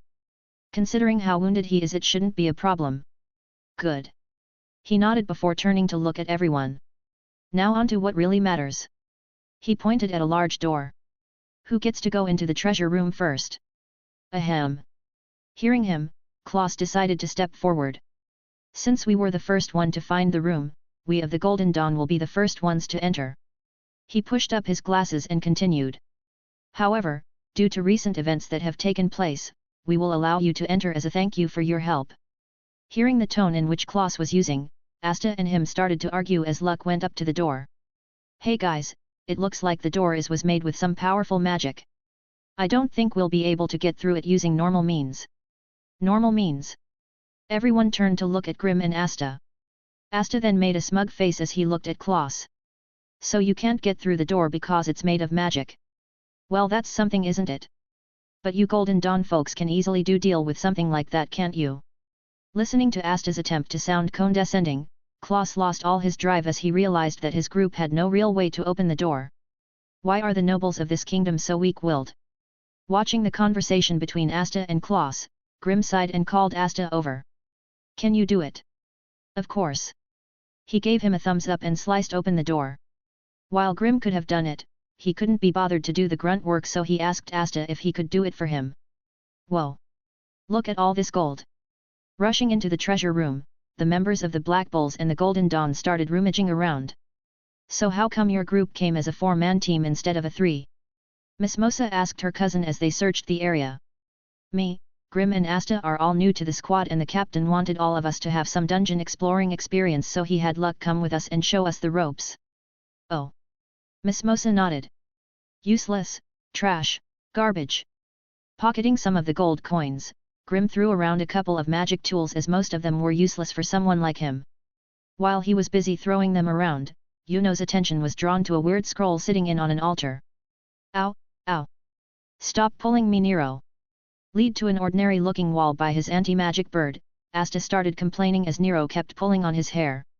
Suddenly feeling a strange wave of mana, Grimm turned around and saw that Yuno guy holding a glowing scroll. But before he could think about it any further, both he and Luck felt a sinister mana signature approaching them. Everybody run! Luck suddenly yelled as Mars came bulldozing through the entryway in his giant suit of crystal armor with a bang. Ugh! Covering their faces from the dust cloud, a malicious light flashed through Mars's eyes as he found Grimm's figure located among the treasures. Ugh! He screamed as tens of crystals shot out of his body. What the hell? Staring at the newly awakened Mars, Klaus's eyes went wide, couldn't believe what he was seeing. Despite having clearly used crystal magic from the moment they had encountered each other, the current upper portion of Mars's body was bathed in flames. Flame recovery magic, Phoenix Feathers Robe. Flame recovery magic. It's impossible for someone to have more than one element. Is this the result of the Diamond Kingdom's experiments? Just then, he heard the laugh of someone he was recently acquainted with. I didn't think you'd have this more energy left. But now that you're here, I guess I can fulfill my promise of breaking those ribs after all. Releasing his own magic, a soft coat of orange light coated Grimm's body as everyone felt the temperature around them rise. Fire magic. By this point, Klaus was ready to give up being a magic knight as he felt like it was beginning to have a negative effect on his heart. Creator's thoughts. Errata. Poor Kloss. Random comment, so I finally finished Avatar The Last Airbender and all I can say is wow. Just wow. Zuko probably has the best redemption arc I've ever seen in a cartoon to date, and I love how everything in the show is connected, like Iroh returning to Ba Sing Se as a liberator instead of a conqueror. The fight between Aang and Oze was also good, and I liked how his 7th chakra was unblocked so he could return to the Avatar state. I was somewhat annoyed that Katara beat Azula, since it would have been more impactful if Zuko did it. I also liked how the last 3 episodes showed us just how mentally unstable she was after the loss of her friends, and showed us that she was really nothing more than a little girl doing everything she could to win her father's approval. Kinda like a duality with Zuko, which was a nice touch. Not much to say about Toph and Sokka were awesome like always. Though I do wish we got to see Toph and Zuko go on a journey. Anyway, my point is the show is a masterpiece. Korra sucks, her team sucks, her show destroyed a lot of pre-established lore. She's a bipolar bitch and she is probably the worst avatar ever. Also realized that in Korra they moved away from Eastern Asian culture and made things more American, which is bad for a show like Avatar, and that everything bad that happens in Korra is a direct result of her own F-ups and she gets away with it all. Every book was S except book 3, and that was because of just how much of a beast Zahir was, nothing to do with Korra or the main cast. And in hindsight, Zahir was right, with the amount of damage Korra had done to the world. Spirit portals / freeing Vado / restarting the Avatar cycle with her as the first / Kavira's laser cannon, maybe killing her wasn't such a bad idea. Thanks for listening.